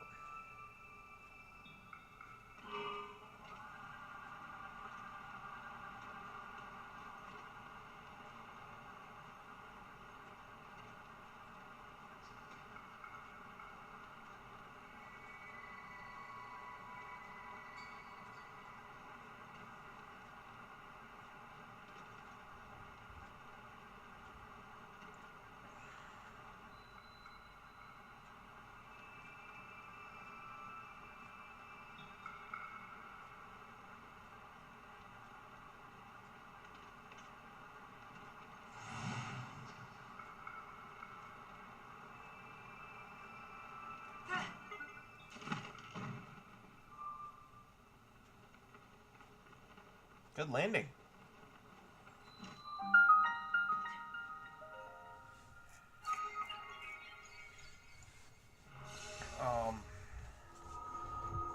Now, as far as what I would like to see, I'd like to see the prices on the housing market come down, that's for sure. Oh, this is going to be a puzzle. I'd like it to be a combat trial, but they never are.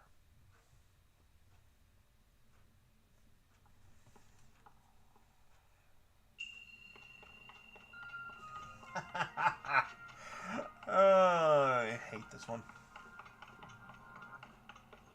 Yeah.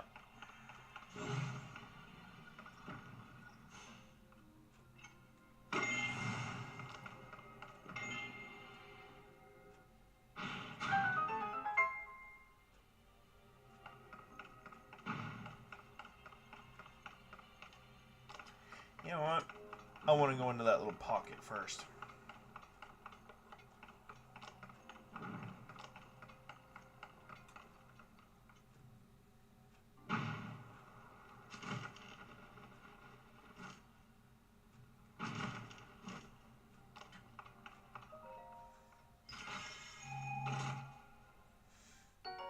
Ooh. Good thing I did.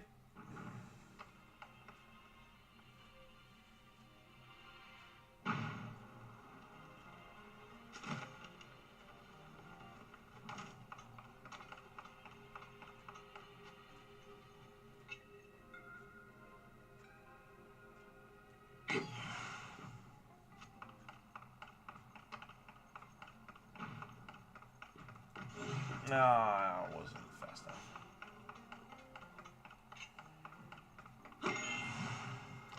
And instead of using one of the better tools that I have, I'll just use the wooden stick for now.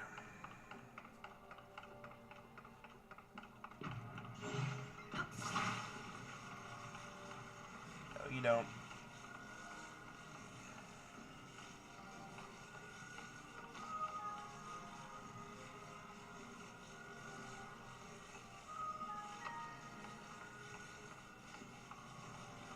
I guess no, I don't.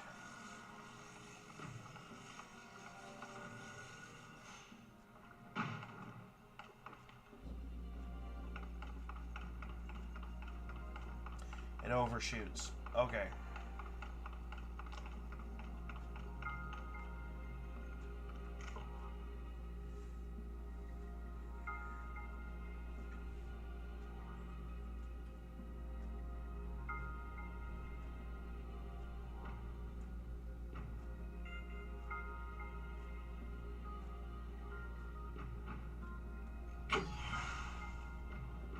There you go.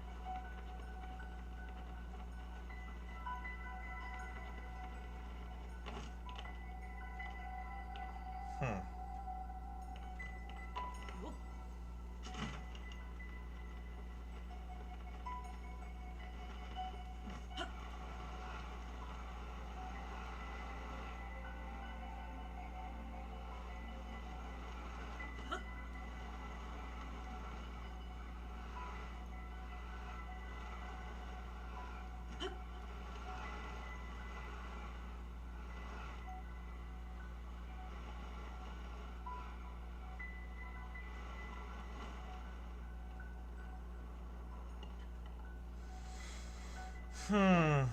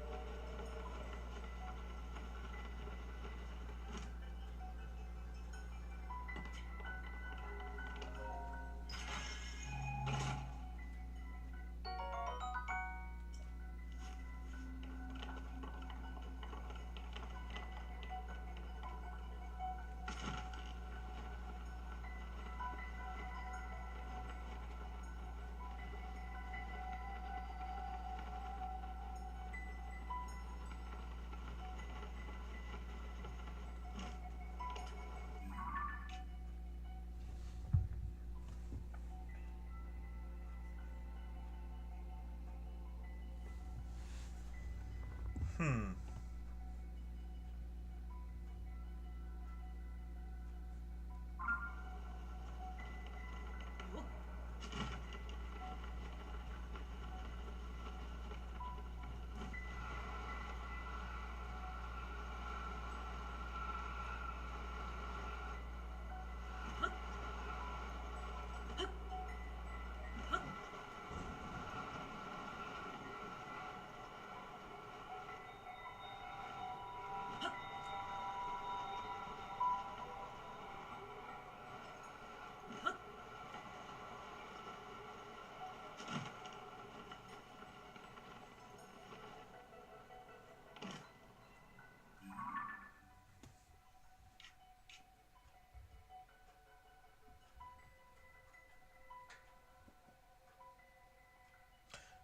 Hmm.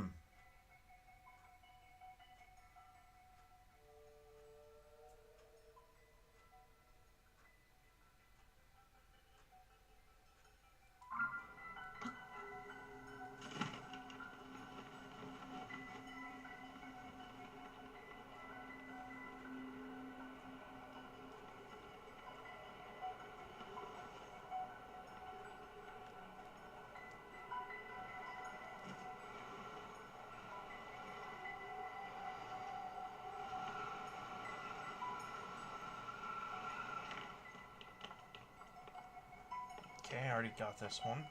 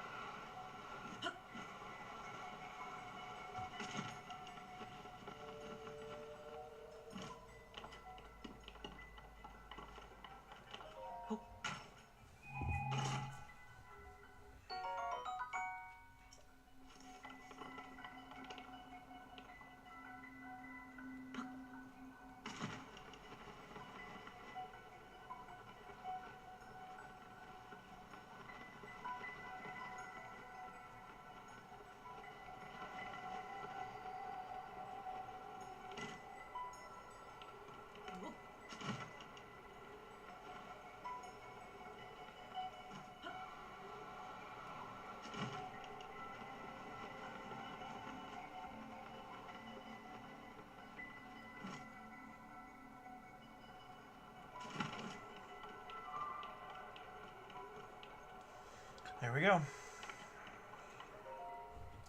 Interesting navigation puzzle there, but yeah, the Nintendo Switch 2 sounds pretty cool, actually.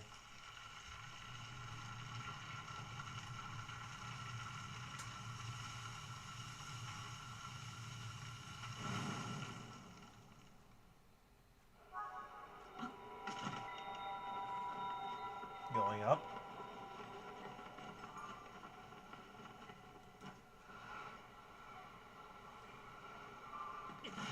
Oh.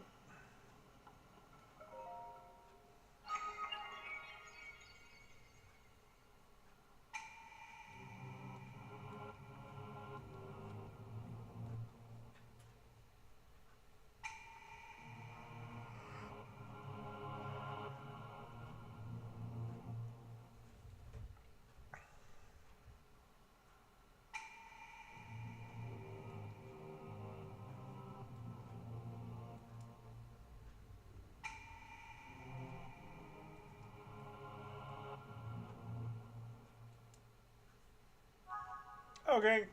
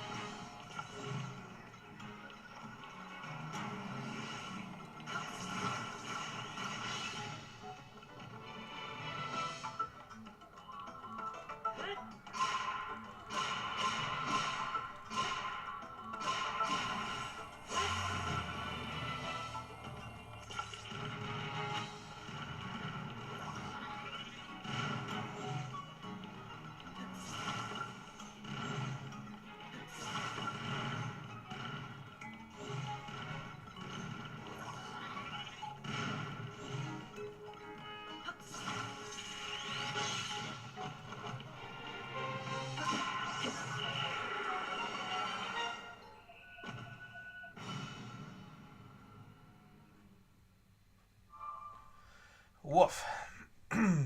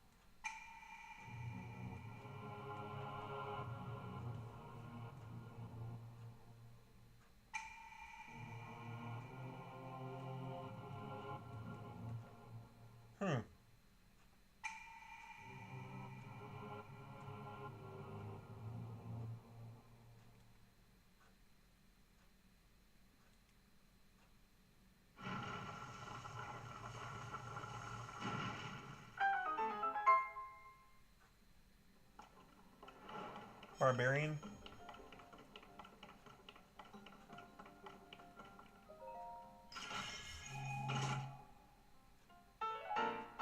Evil spirit. Huh.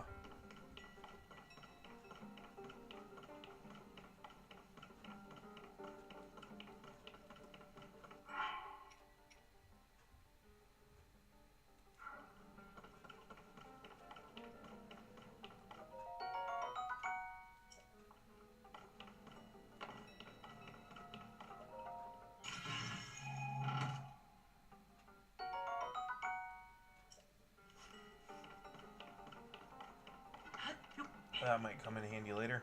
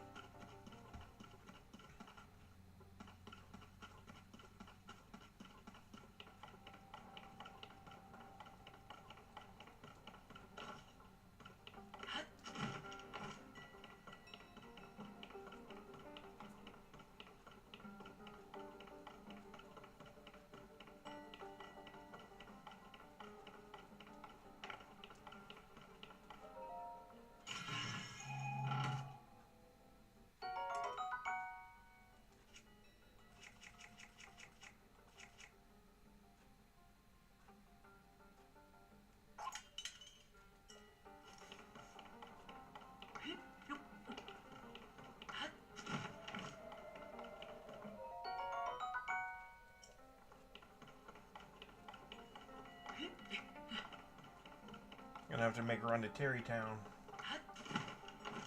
Might even have to make a run to Town IRL.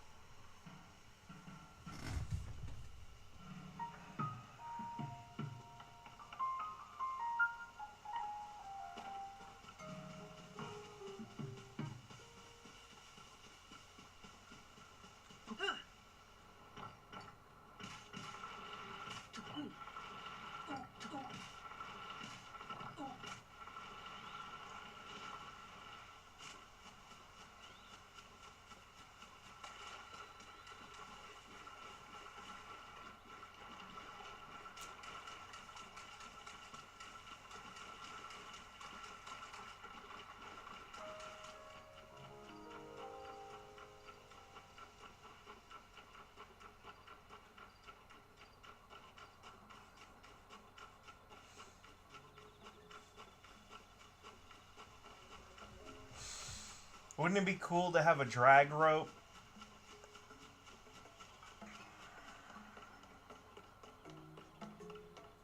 Oh, dude, bowling into that.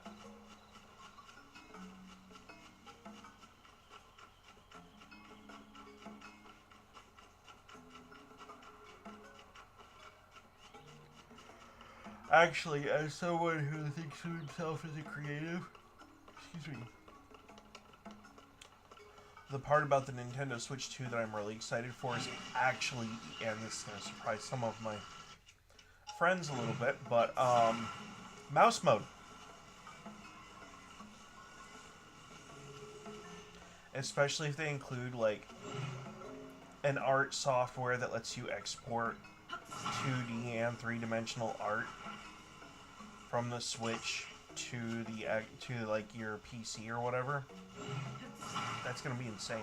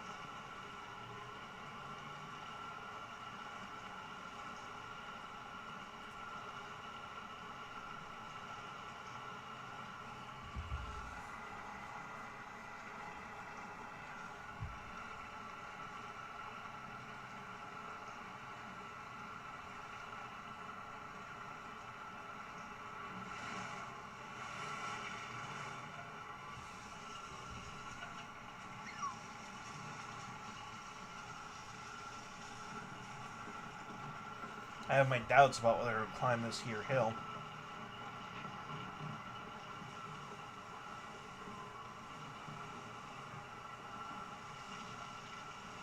I really gotta go discover that shrine. Pardon me! Nope. Guess I missed. You know what? While I'm thinking about it, let's just go do that.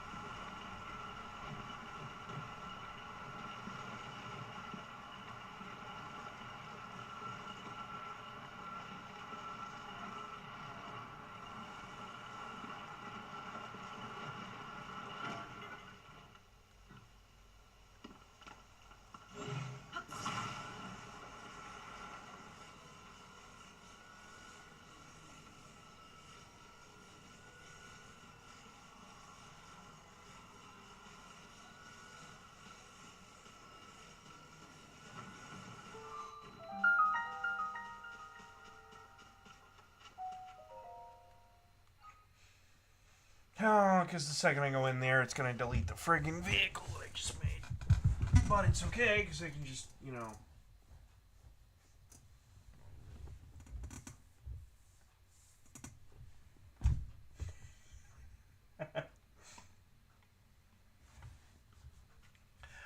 Oh, boy.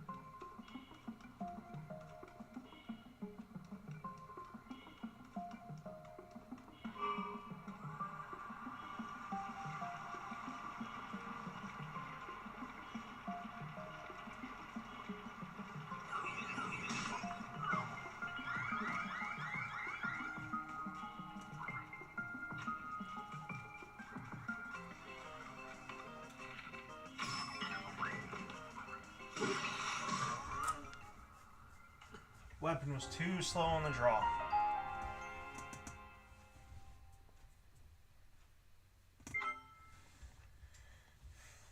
Okay, while we're waiting for that to reload me back in,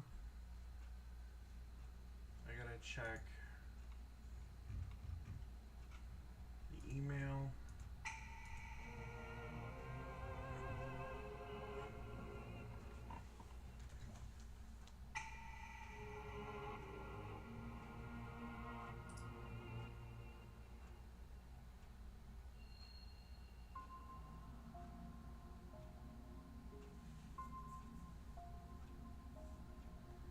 Order tracking.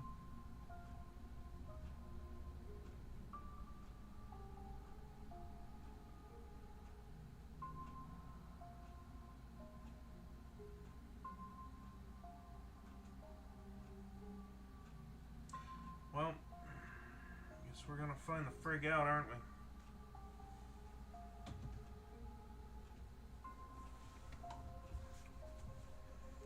Okay.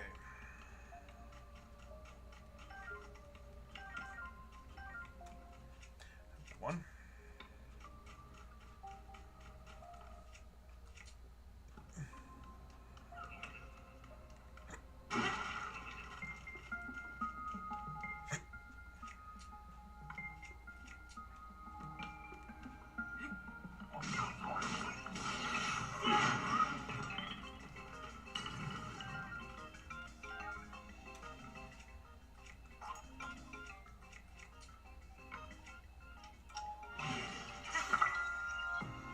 First.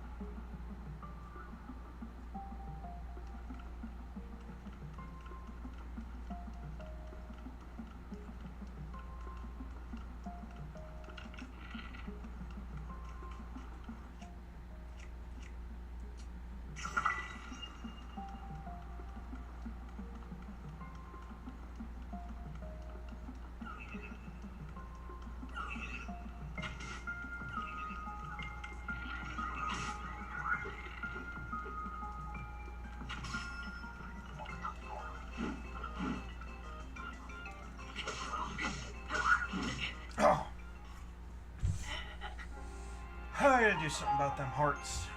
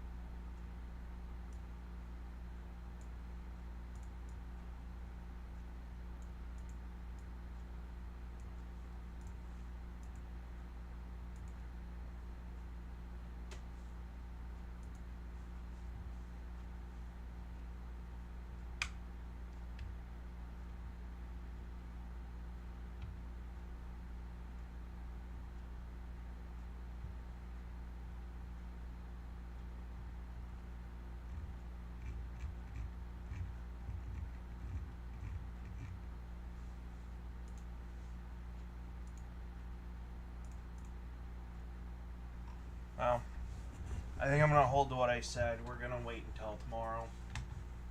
If nothing shows up by then I guess I have a phone call or two to make tomorrow, but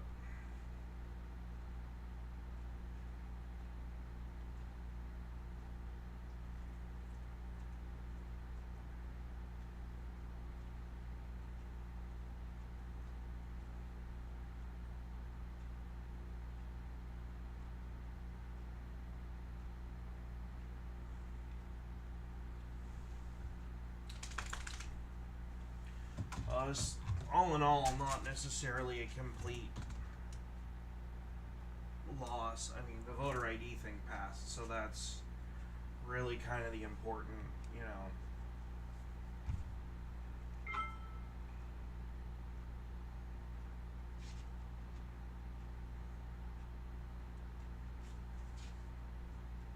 Hot take, people, but voter ID is important for a variety of reasons.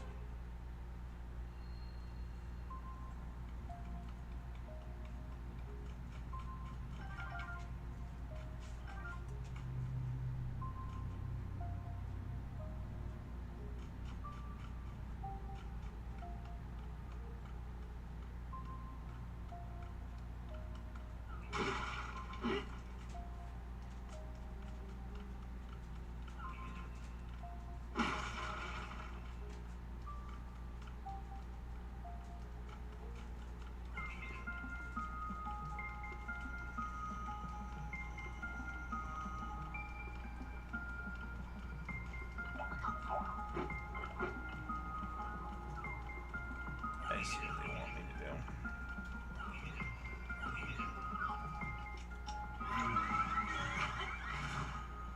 Eat it, nerds.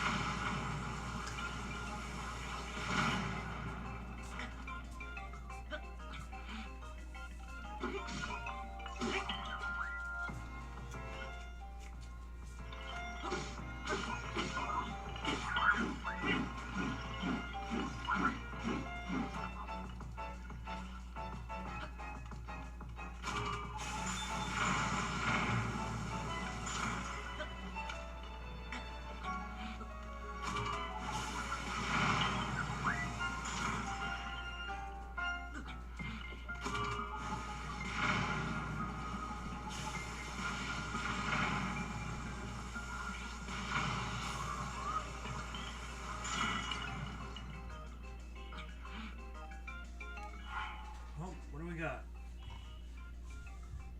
Another early out.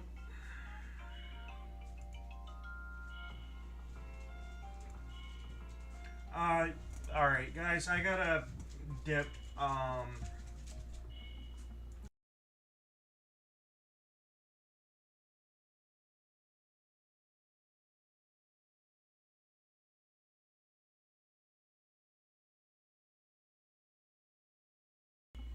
Sorry, it's been a short one today. Hopefully, y'all enjoyed the content and consider the Nintendo Switch 2 and join me on some of the craziness. If you like the content, hit the like, subscribe, and follow buttons respectively.